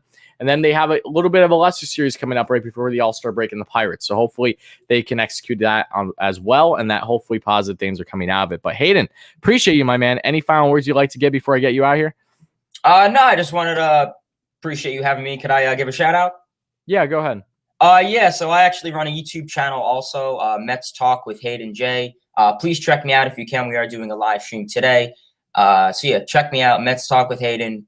Pretty basic stuff also. LFGM, I want to thank Tyler for having me on this stream, and I'm excited for this Brewers series, LFGM.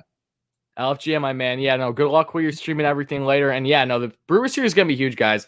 I can't say that enough. This is not going to be an easy matchup for the Mets, so we need to take into consideration that if they can hopefully get this series 2 out of 3, I'm not asking for a sweep. I don't think any of us are. But if we can hopefully get a series win, that will be tremendous for them going forward. But I see a lot of other callers in here, guys. I'm not sure if everyone's going to make the call cut off. So we'll try to get there, though. But I see we have our next caller is going to be number 1 Nats fans. Buddy, do you hear me? Yeah. How are you, buddy? Good. Good. How are you? Good. What would you like to discuss? So I was looking at the Brewers' June numbers, and basically the whole team except JBJ has over an 800 OPS through June. Yeah. Yep. The last full month. So that's going to be tough. But you guys get to miss Peralta pitching, and you get Brett Anderson or something against DeGrom. So that's pretty much going to be a win no matter what. Don't jinx anything. I know you're a Nationals fan, so it might not be as difficult for you. But yeah, I mean, look, yeah, not facing Wily Peralta is definitely going to benefit the Mets. Peralta has been one of the best pitchers in the league and the NL too. They've had such a monster rotation all year long. Yeah, Burns is like really cold right now. Over the last 3 or 4 starts, he's at like a 4.5 ERA after the sticky stuff is gone. Woodruff has still been really good, surprisingly. But yeah, it's kind of. I'm glad he brought that up because I wasn't even thinking about it. Sticky stuff has been impacting a lot of people that aren't just Garrett Cole and Trevor Bauer. It has been relevant with the Brewers rotation. It's unfortunate, but yeah, you can kind of get a sense of guys that when the RPMs drop numerous hundreds, there is an issue. And this is also with the DeGrom start. The Brewers lineup in total is batting under like 230 with over 100 mile-an-hour pitches. So there you go. Look at you. I need to hire you to have you on for all the little small stats beside me because that's awesome. I love to hear that. Seriously, because I was prepping for everything, going through fan graphs and all that stuff. But no, that's key. I love that. The Brewers have historically not been an offensive powerhouse. We know that. They've been more defensively sound than anything. They've had awesome defense all year long, and they've had the pitching for sure, but the offense has been not great. It's going to be interesting to see how Jake does against them and how much Jake pumps out the hundreds, because I don't know if you've noticed this being a Nationals fan, but the Mets and DeGrom, he hasn't been pumping his fastball nearly as often. His past 2 starts, he's thrown his 2 starts ago, he threw more off-speed pitches like his slider and his changeup than his actual heater. He wasn't getting as good a command. And then his last start was kind of a similar story. And when the heater was out, it was more looming in that 98, 99 than it was 100 and 101. So they'll be curious to see how much he has in the tank ready to go and be unleashed against the Brewers. Yeah. So one other thing is watch out for Narvaez, the Brewers catcher. Yeah. He's been insane in June. Like a 950 OPS, something like that. Let me look. Yeah, he's one of the guys I had noted as a guy to keep. He's been red hot over the past 7 games. He's banging over. He's been banging over 300 all year long, basically, but he's banging over 300 again. So yeah, Navarez is going to be key, especially if he's starting every single game. I'm guessing he will because he's basically their only consistent bat they have.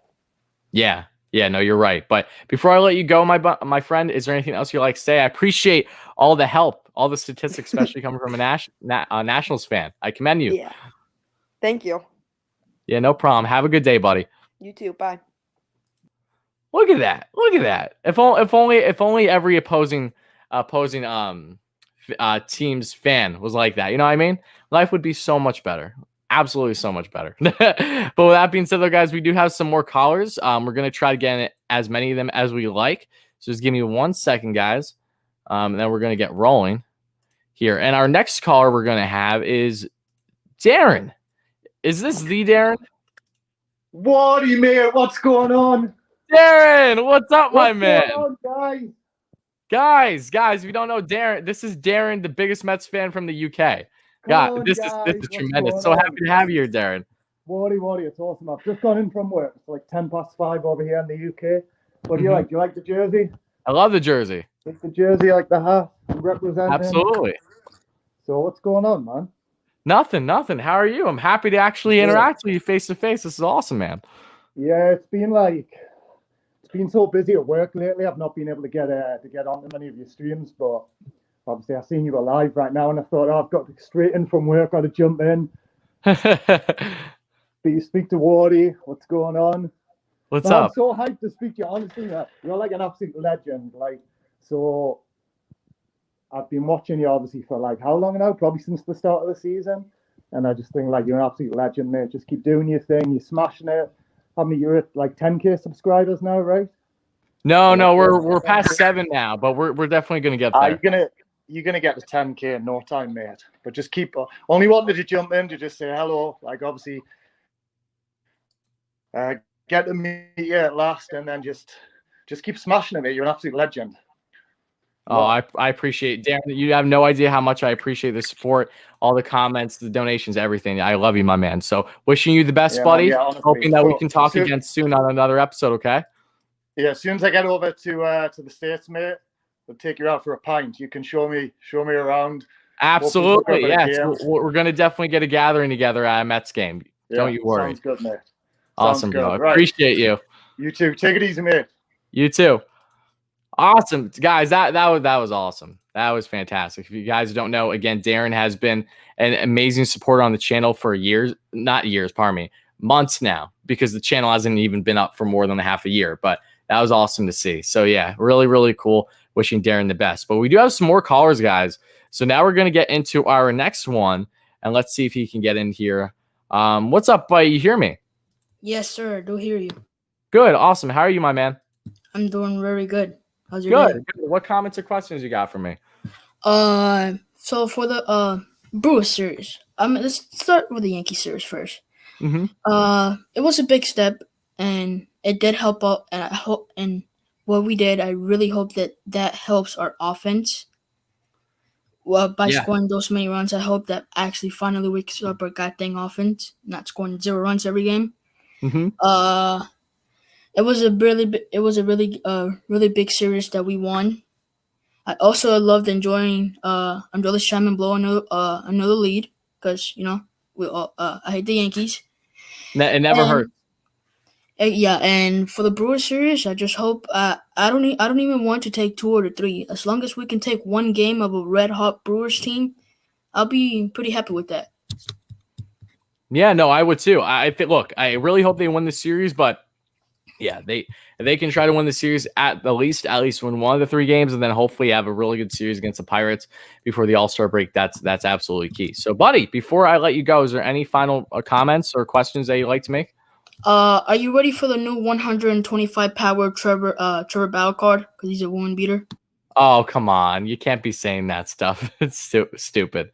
All right. Well, I don't condone what he said there. But again, kids will be kids. That's out of my jurisdiction, if you will. But no less, that's not a topic that I like to say that I will ever joke about. So just keep that in mind, guys. Everyone's entitled to their own opinions, but especially with everything being ongoing, by no means do I condone that comment at all. So that's all. But now we're going to get into our next no problem. Look, it's okay. It's okay. Everyone, unfortunately, not to expand on it, but it's a lot of Mets fans don't like Trevor Bauer as it is. So with this coming out now, this is kind of adding fuel to the fire for a lot of Mets fans, and I'm not one of them, though. I don't think that this is a thing that should be talked about or joked about or anything like that. So again, everyone's entitled to their opinion, but that is certainly mine. But with that said, though, let's get into our next caller. I know we have a couple left. I'll keep going for a little bit because everyone's been awesome. But David, my man, how are you, buddy? Long time no see. Hey, Tyler. Happy 4th. How are you? Happy 4th. Did you have a good weekend, my friend? Yes, fabulous. Even better that we beat the Yankees up this weekend. I full-heartedly agree. So what you got for me? Hey, I just wanted to ask you some questions. First of all, concerning the Yankee series. Sure. I don't know if you realized the first 2 games. The Mets offense was a lot different. Obviously, because we had Nemo back, we had some bats back, but also something that was very different compared to previous series games. the patience at the plate, which was something that correct me if I'm wrong. I believe Met batters weren't having before, but we saw a lot of that in this series, especially the second game when we faced Gary Cole. That there was a lot of patience. They were taking a lot of pitches. They were very, it wore out Cole, and that Absolutely. they were able to take him out of the game. And it was, I wish that, moving forward, hopefully, the fact that now that we have Nemo back, we got the bats back, that the Mets will be more, patient at the plate, try to work the count out and try to, wear out these starters so we could get to that bullpen and, get working on it. Yeah, no, you're absolutely right. And I think what was key to take out of the series, and I'm sure you noticed too, was not just them taking pitches, but this is something the Mets have been doing all year. The Mets have been one of the best teams in baseball when it comes to actually getting walks. And that has, coincidentally enough, actually not always been a positive for them, because they've had these issues where they're getting walked constantly. They're taking great pitches, but no one really wants to step up and be that guy to really get that clutch hit, whether it's an extra base hit or a double. But to see them not just work Cole, but be able to balance the usefulness of playing small ball, having great hand-eye coordination when actually getting on base when it comes to walks, or getting a single, but also getting those clutch hits, extra base hits, which is what they did in this series. So I think those were all definite benefits to get out. And Brandon Nemo was a huge focal point to that, because we know how good that guy is. He gets on base every single game. Yeah, I mean, he reminds me of Jose Reyes. As Reyes went, so did the lineup. And Brandon Nemo reminds me of Jose Reyes in many facts, that if he gets on base, the rest of the lineup kind of clicks. So, yeah, I mean, he's a big point. Just one more thing, Tyler, before I let you go, because I know you had to go. No problem. The last caller mentioned about Bauer, and it kind of mentioned it in the program as well. Now that we're in July and everything, and we look at all the people that Alderson did not get, that we were in on it, but we didn't get, and we compare to now how things are panning out. I would like to hear your opinion, your thoughts on all those moves that we didn't make, and we're like, we didn't make it. Like Bauer was that huge, that we didn't go after, and compared to that, we didn't get Bauer, but we got Walker, Yeah. So I would like to hear your thoughts on that. And just one more thing. Sure. The pitching situation, obviously the 4th and the 5th spot. In the trading deadline, do you believe that we're going to be going after one starting pitcher, or do you believe we're going to be going after 2 starting pitchers? Do you believe that maybe we wait and see what Carrasco does, and hopefully he inserts himself into the rotation and we just go after 1 starter? Or do you think that the Mets maybe played safe and try to go after that 2nd starter, thinking hopefully postseason moving forward? Thanks, Tyler. Hope you have a great rest of your day, and great stream as always. Bye. Thank you, David. Awesome questions from David. All right, so let's unravel everything David said here, and then we'll get on to another caller or two. I see some people line up. So not everyone will make the cut, guys, but no less, I'm going to try to get you all. But to answer what David said, starting off, I want to go back to his last comment, which was on, on just everything that's been going on with the Mets right now and the pitching side of things. Me personally, I am 1,000% sold on the notion that the Mets will be trading for at least 1 starting pitcher. I think that is a given. I think David Pearson time in the rotation was nearing an end regardless of his injury. So I do believe they are going to go for a solidified starter. And I do think that starter very well could be a number 2 or a number 3 from an opposing team. That is where I think they will be looking. And then I also think that the Mets will be looking for more than just 1 starter, but whether they go for, say, a 2 or a 3, and then if it's that starter, that might be the case. If you guys don't know, I've talked about numerous starting pitchers on the channel already and numerous videos. So if you go back to my trade target videos, I have them, in a playlist. Check them out, because I have different pitchers. I have pitchers that are more based on depth-wise, where you're basically just putting in a guy that's between, a high 3 to 4 ERA. That is a guy that would help out the rotation. That's even a southpaw per se. That would be a good fit. And then there's also others that are more so solidified. That would be a 2 or 3 on the team right now. So check all those out. But I'm sold on the notion the Mets will trade for at least one of them. And I'm sold on the notion that the Mets will show interest interest in more than one of them. I don't think that they're sold on Carrasco at all. I think Cookie is a guy that they hope is back and ready to go, but they're not going to bank on Cookie. I think the Mets, because of the fact that Cookie doesn't look like he'll be ready to prove himself in time before the trade deadline happens, because it says he's not going to be ready here until late July or early August. Every month it continues to get pushed, even though he's on a good pace right now. He's finally in a rhythm, throwing bullpens. He's looking good. He should hopefully start a rehab assignment fairly soon. But no less, I don't think the Mets are completely sold on anything they have right now. So I would say definitely they're going to trade for one. I feel certain of that. And I think the potential for two is there, but I'm not going to bet the house on it because a lot of other factors go into that, especially a guy like Tyler and Miguel. I know that Miguel might not be like an ideal guy, but especially if he continues to eat innings for them and they feel that he can be fine there until Carrasco's up and running. When you're still betting a lot in Carrasco, but knowing that Thor can hopefully maybe come back in September too, I think that might be enough for the Mets to consider the fifth star being more of a bullpen game, but the fourth star, they get a solidified guy. So sold on one, but two is a possibility. And the other question you had regarding Trevor Bauer, I think we can all agree that if Bauer was with the Mets right now, this would not just be an LOL Mets situation. It would be 10 times that. And this goes beyond baseball. So overall, with Sandy Alderson and Zach Scott, who they did not acquire this offseason, is directly benefiting them. And I think we can all agree to that. Gaining Taijuan Walker over Trevor Bauer has been absolutely phenomenal to this point in time. And don't get me wrong, there are a lot of things I like about Trevor Bauer. I've been a huge fan of him as a content creator. I've always enjoyed that about him. I've loved him. I really appreciate him as a player at times. I know that there's so much controversy with him, and I know that this is not a good look for him. So I'm not going to give any further comments. My perception on Bauer will go directly in hand with what comes out of this. But no less, things probably won't be the same. It's going to be hard for me to push that aside unless everything does come out that he is full on not guilty in any way, shape, or form. But again, this is a very controversial, it's a very deep topic that is out of baseball. And I don't know, I don't have a stance on anything at all yet. All I know is that it's not looking pretty. And from a human perspective, that's a terrible act. If it is true, then I have no personal connection to that guy whatsoever, because I don't condone any type of thing to that nature. It's horrendous. But my point, though, is that from an overall perspective, what the Mets did not land, George Springer has been injured basically the entire year. Then you have Jake Odorizzi, who the Mets did not get, and he did not have a good start to the season with the Astros.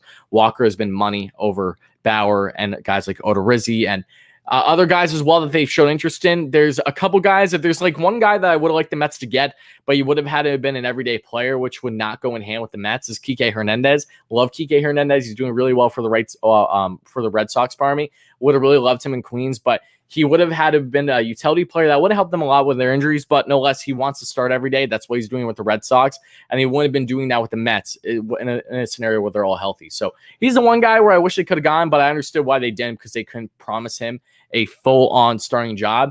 Overall, I thought the Mets offseason was great. I thought everything that they didn't do is benefiting them tremendously right now, with the one exception maybe being a Chris Bryant, if you will, because they've had all that non-stability at third base. But outside of that, I really can't complain. I think that they were unbelievably smart and strategic about the moves that they didn't do, more so than what they did do to an extent. So I'm very happy with them regarding that.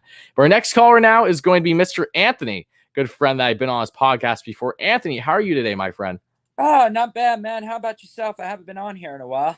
I know. How's everything been? You had a good holiday weekend? Yes, very good holiday weekend. I mean, I had to close. I work at Little Caesars now. I closed last night, but it was dead. So for the most part, I was able to go outside, watch fireworks and stuff while I was working. Good. Enjoy that. Remember I told you I went to go see Atlanta. I got to see DeGrom pitch. That was it was exciting. Yeah, it wasn't ideal, but he really dominated after that first inning. He did. I was sitting in the upper deck on the third base side. But, man, just watching it from afar, I couldn't see any of his pitches. I mean, that's how good he is. His stuff moves so much. His slider, I mean, he was getting Freeman like crazy in the game. I mean, and that's his best friend. So I always have a smirk on my face when he strikes him out. So that was very exciting to see. And I highly recommend, if you haven't seen him pitch, you need to go see him pitch. Oh, yeah, absolutely. He is incredible. It's like eye-dropping. I wanted to talk to you about the third base situation. You just brought it up. And thinking about JD Davis coming back in possibly a week, according to Rojas. What do you think about that situation? How do you think the Mets are going to handle that? And do you really believe that this Josh Donaldson thing is real? According to Martino and according to Heyman, it is and it isn't. Like, what's that whole situation about that? What do you think? Okay, so first of all, JD Davis looks like he'll be back with the team. I think the Mets are going to be very fluent about the situation. When Davis is back, they're going to hope for the best. I think they're going to split time with him and a guy like Jonathan VR on third. Yeah. VR does not have much third base experience. He has had errors, throwing errors plenty of times this season at third. He has a good glove, but he's definitely not a guy that you ideally, for a deep playoff run, you want him as your starting third baseman. VR is the prime candidate to come off the bench where you want to clutch at bat, clutch couple innings defensively, especially whatever it's going to be, but not at third. And JD, he has the bat. He has so much proving to do, though, Anthony. You have no idea. Being out this long with all of his injuries and with not being defensively an upside at this point in his career, to put it lightly, he needs to prove everything to stay in this lineup. He needs to have the offense. He needs to be that spark. He's great personality. I have no issues against JD personally, but he has a lot of proving to do. And pardon me, I had a sneeze. But one of the biggest thing with JD though is he needs to make sure that he puts himself in a spot where he can really prove to the Mets that I'm worth it. I need to be here every single day. I need to be here for the foreseeable future. And that's going to be up to him more than anything else. It sucks that he got hurt the way he did because he was batting really, really well when he wasn't hurt this year to begin the season. It's one of those things where you can only do so much about, and him getting hit by a pitch in his hand and everything. It sucks. But no less, I do think that situation is still very much fluent and ongoing. And I do believe that the Mets are firmly trying to address third base. If they have the potential to land a guy that will not just bring them stability defensively, but a guy that they can hopefully have every day, and then maybe have a JD in there or a VR in there every now and then, when it's right on matchups, Mets want to be creative. We've known that. They've had how many players in this lineup? I know injuries were the biggest factor in that, but they know that they can base everything on matchups. They love analytics like that, and it's helped them a lot this season. And they want a third baseman, and I do believe that they have shown interest in Josh Donaldson. It makes so much sense. The Twins are a team I've connected the Mets with like all year long, and not just between Byron Buxton, Jose Barrios, but now Josh Donaldson. They could be interested in Barrios and Donaldson possibly. And the Twins are not going anywhere this year. They're sellers. They don't want that contract. And if the Mets are willing to eat that contract without a problem, maybe the Twins take a little bit of it, but I doubt they are. Then man, I'm not against that. I know a lot of people have colorful opinions on Josh Donaldson. He's people view him as a head case. He's this, he's that. I don't think so. I think he's a guy that has never had a filter. If you watch, there's a great video on him from Baseball Doesn't Exist, which is a phenomenal baseball kind of highly suggest you check it out to know more about him personally and why he's so always fired up the way he is from his upbringing. It's directly in hand. But no less, Donaldson would bring a huge spark to this team. He brings the pop in his bat. He still has an awesome OPS this year. He gets on base a lot. He takes walks. He might have a high swing miss rate, but he gets walked quite a bit. He had 100 walks in 2019. Awesome on base OPS. Everything was looking great and still is. So he did just get hurt, though. I don't know the severity of his injury, unfortunately. 2 days ago, he did just get tweaked with his, what I believe it was either his calf or his hamstring. So that is something that has to be monitored. Unfortunately, numerous players I've talked about with the Mets have led to them getting injured right away. So I'm probably the jinx here.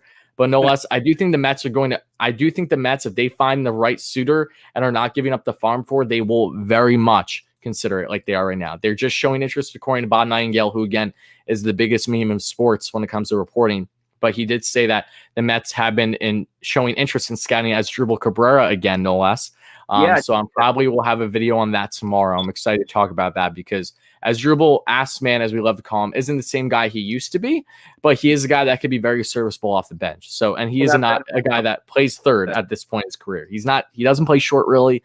He's not in the same shape he was back in 2016, 2017 when the Mets had him, but no less, I'm interested to talk about him, but I do think the Mets will upgrade third base if they get the deal they're looking for. Absolutely. I loved your take on Barrios. I've been saying for a while now, like just around family and friends, I want the Mets to go after Barrios. And if not Barrios, Sonny Gray. He might have a second chance in New York. One of the two I would go for. Definitely would love a Barrios and Donaldson package.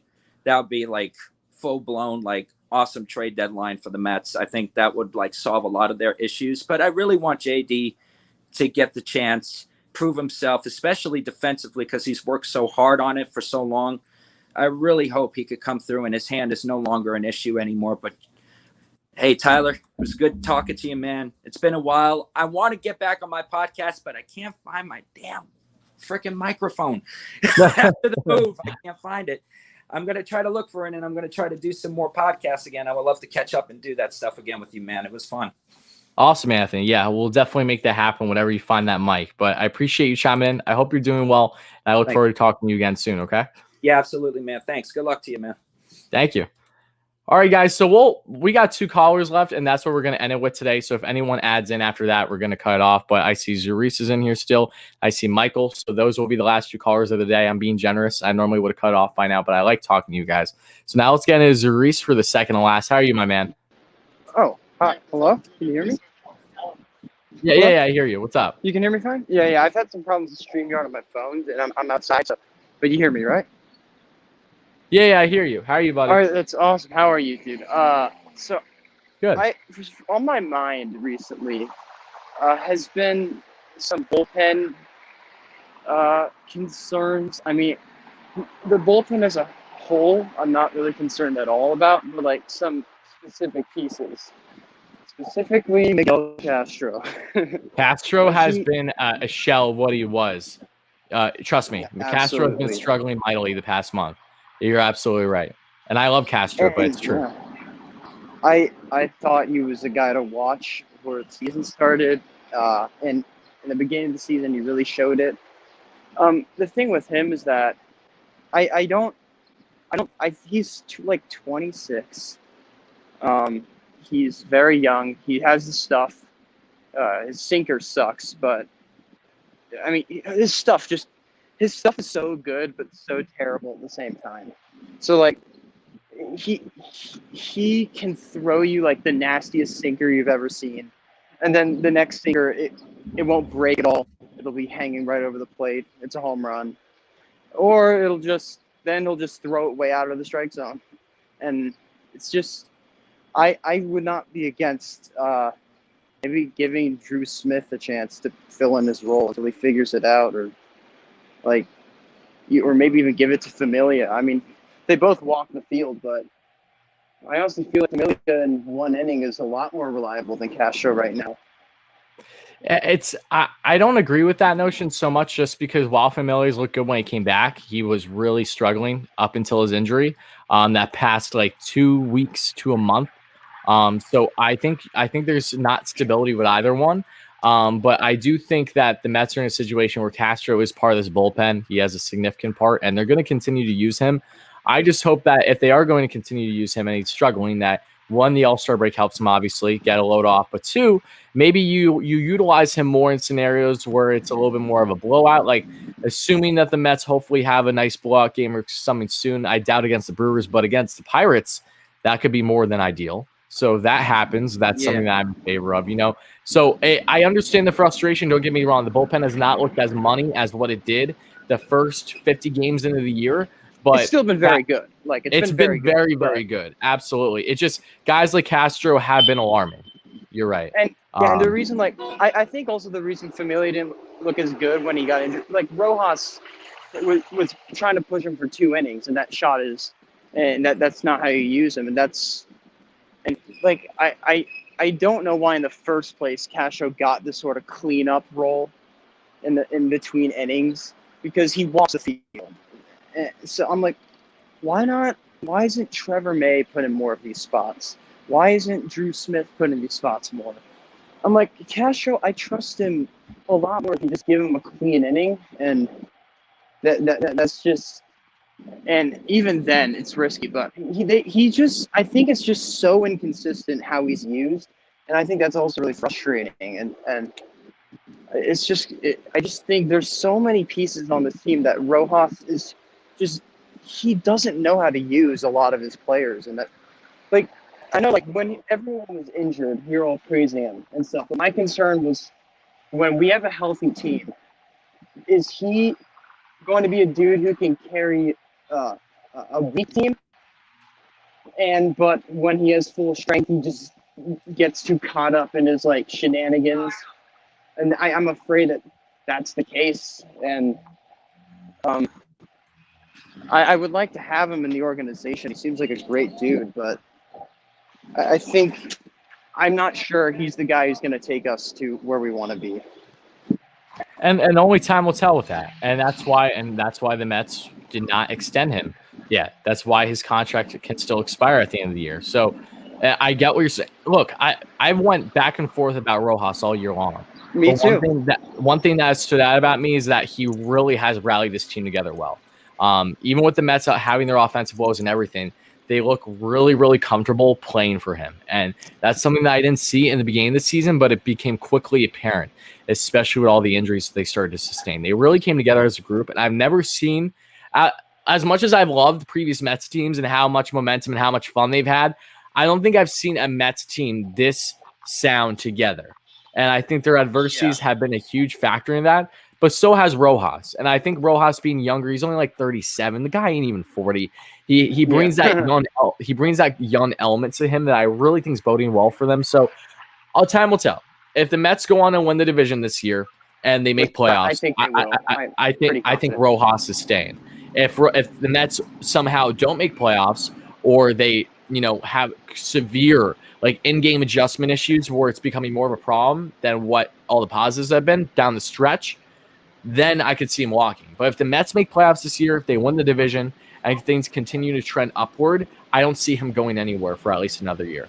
And you can always suggest that maybe Rojas only can grow as a manager. He's still very young.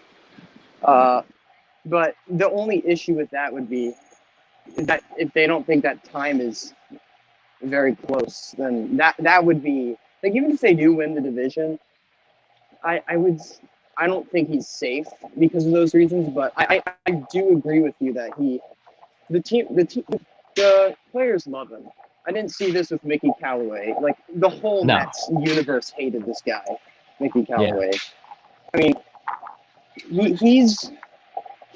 look, I'm the biggest Edwin Diaz stan you'll ever find. Like I thought he had the unluckiest year in 2019. And to this day, I think that. I don't think he was ever trash. I thought he had the unluckiest year you could possibly find. I agree with you. That being said, you can't it could be something wrong with his mentality. Something's not working, and all the analytics are saying that he's just as elite, even in 2019. But something is happening, and he didn't act upon that. Mickey Callaway, he did keep putting him in the closer role. But I think he went to Lugo eventually, but a lot of damage had been done, and we're seeing Aaron Boone did that with Aroldis Chapman exactly in Game 1, and when Chad Green had gone 2 pitches, I mean, it's stuff like that gets you fired. And I think that is kind of what got Mickey Callaway fired. A lot of that, his bullpen decisions. And like Rojas usually seems to know when to put in which reliever, like, oh, this is the right time for May. This is the right time for Drew Smith. This is the safe situation. We got to go to Edwin Diaz. Yeah, like that Mickey Callaway did not have. But I think that obviously it's just he's very young, and we can only see what happens. And I hope that he stick this lineup that we had this weekend. Like, why don't we just stick out this lineup? I mean, stick it out. I mean, before I hated the idea of McNeil batting 6, but I kind of, maybe the lineup just flows better when he's at 6. I don't know.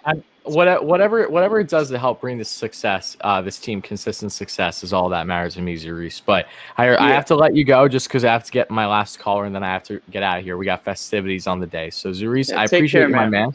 I wish you a good one. Awesome thoughts as always, buddy. We'll have you back on again soon.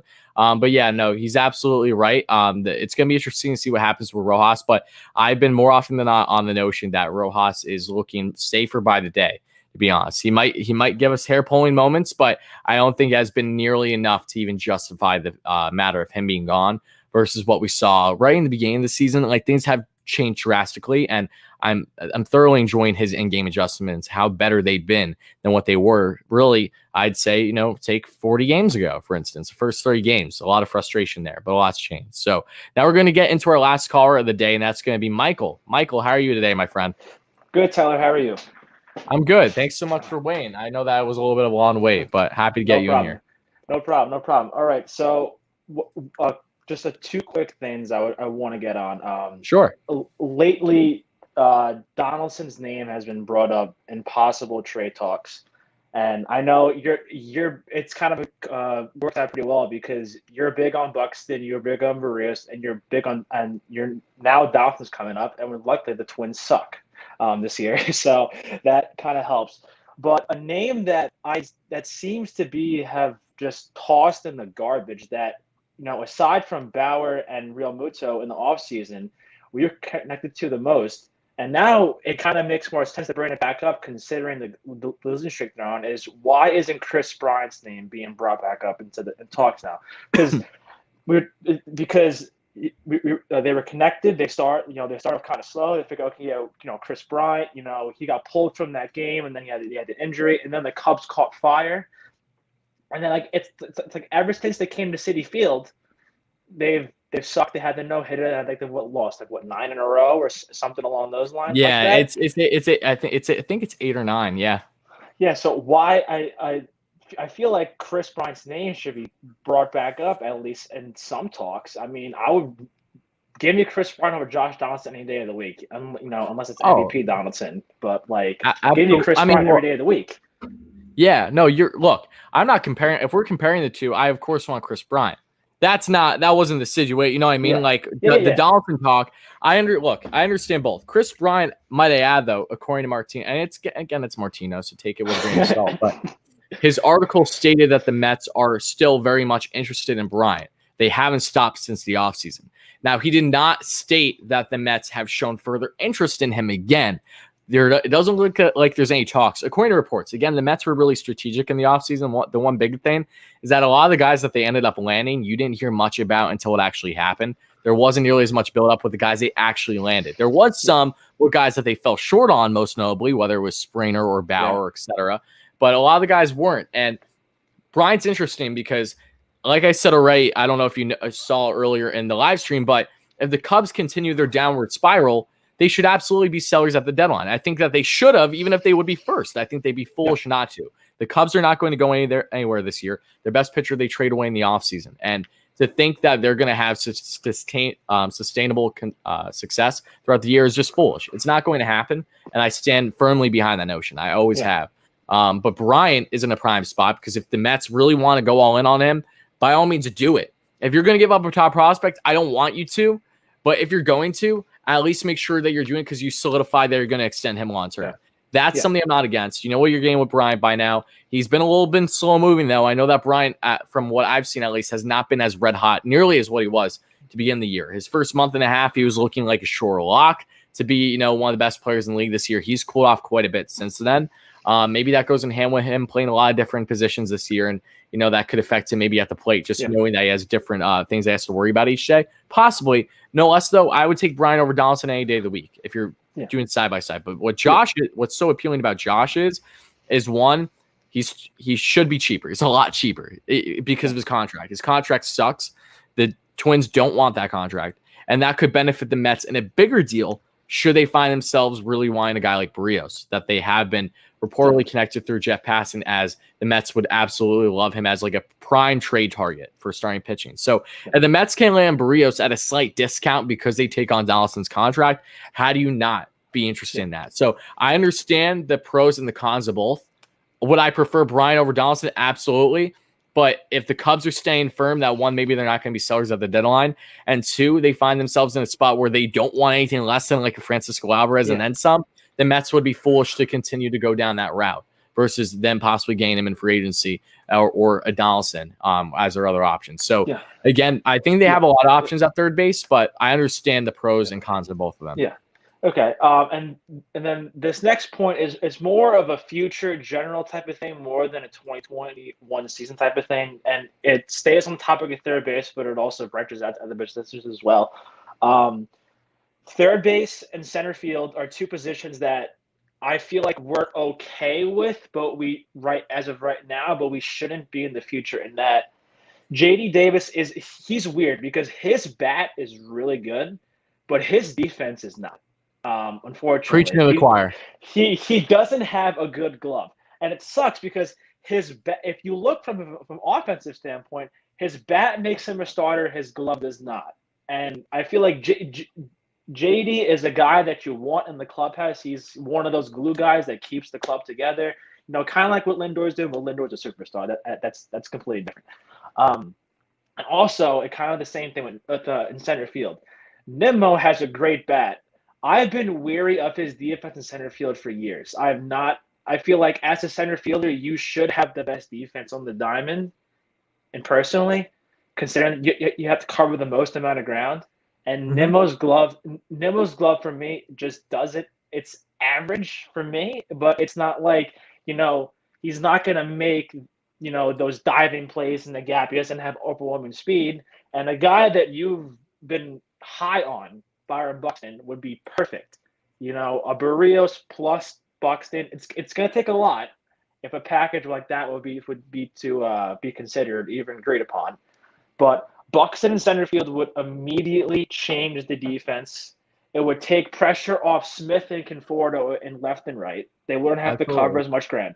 So those two things, and just the last quick thing on Conforto. It's I want to keep him. I know he has the ability to turn into a hitter, a really good hitter. But he's too streaky, and also he has Scott Boras as his agent, which is the last thing you want in terms of negotiating, because Conforto hasn't hit all this year. Granted, he's been injured, and he was hot before he got injured. But even with Scott Boras is going to be like, okay, yeah, this is what this guy did before. He's capable of doing again. Give him the money. So it's like I want to keep him, but he's with Boras' agent. He's going to be asking too much money, and then we're going to unfortunately, might have to look elsewhere. Yeah, no, I mean, look, everything that you said is stuff that I've had endless discussions on all throughout the season. You're right. Nemo and Davis are guys that highlighted in the offseason plenty on why they wouldn't be ideal versus what the Mets options were. Like when they were looking defensively, like JBJ would be a huge upgrade. And in hindsight, it's awesome that the Mets didn't get JBJ just because his defense, I don't think, outweighs his offensive lows. It's just he's batting to .75, and he's played over 70 games this year. George Springer, he's been hurt the majority of the year. He's not getting any younger as much as I would have liked him on the Mets. And Byron Buxton signed me the hell up. I threw Buxton out there before anyone even considered it, and I'm still very much interested in him. He's just unfortunately, this guy's like paper mache. He continues to get hurt in odd ways too. It's just because he's either legging out so far in the outfield, or like he got hit by a pitch and he broke his hand. And that's what sucks most is Mets have had their hand injuries this year. We know how long they can take and how much longer they can take than we expected. So I don't know how long Buxton is going to be continued to be out for, assuming he's still on the IL right now. But I would love him. I would. I don't think it's going to happen. I don't think it's feasible at this point. I would love it, though. Let me put it that way. If there's a pipe dream, it is always Byron Buxton than everyone else. And that's saying a lot because there's a lot of good players in the league. But I love that. And the final thing on Conforto, I honestly think Conforto getting himself hurt was one of the best things that could happen to the Mets. And here's why. If they fully intend on extending him being out this long is directly impacting his extension talks in the offseason. Scott Boras, he can do all the magic he wants. But this season is going to be something the Mets can point at, be like, well, say Conforto goes on and isn't red hot for the remainder of the year. Say, he's kind of just up and down because of this injury. He never was able to get fully back into it. Mets can fully use that on their side as a talking point. And same thing, even if he does get hot, they can say that, well, he has this injury past now. It's something that we need to be wary of going forward. You're not getting any younger, Michael. You're going to be 30 soon. It's like those are things that the Mets can use to their advantage. Is it a kind of a snarky thing to do? Yeah, it is. But I hope the Mets keep Conforto. You know by now Conforto is my favorite player. Most people do that. Follow the channel. But there's no doubt he's struggling right now. I think he's going to get out of it. It's normal for a guy to come out of an injury and not necessarily be red hot right away. And I think he's going to be good down the stretch. But Conforto, there will be it'll be very interesting to see how he does going into the offseason. I'll be talking about every single thing you need to know about it regarding Conforto. But no less, I do think he's not going anywhere. And is there a slight bias because I don't want him to go anywhere? Yes. but I also feel strongly that the injury did not benefit his chances of getting the original bag that I know he'd be looking for in free agency. He would have to have a fairly Cespedes-esque impact on the Mets, like when they traded for him all those years ago with down the stretch. Can Conforto really ball out and be dominant consistently the remainder of the year? I think he can. I'm confident. I know he can to an extent, but he's a different story. And that is directly going to hand with the money, because they can also use 2020 as a talking point. Yes, he's the best hitter for the Mets, and I loved it every second, but it was also a short 60-game season. So those are things that can benefit the Mets in this scenario that are not going to benefit a guy like Michael. So that's kind of my stances on the matter. But with saying that, Michael, no less, is there any final comments you'd like to give before I get you out here today, buddy?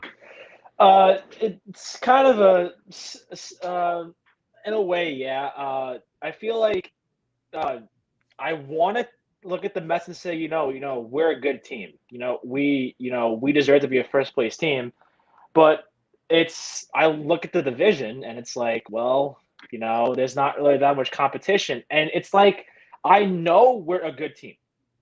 It's obvious we are a good team and we've been hurt. But at times with the gaps we make, and it's, I've been like you said earlier, I've been back and forth on Rojas. I like him at sometimes. One thing I love about him is that Mickey Callaway never seemed to do. Rojas gets on the umpires, which have historically sucked this season. And it's something that Rojas didn't do a lot in the beginning of the year. So once he got comfortable, he's like, all right, I'm done with this nonsense. Yeah.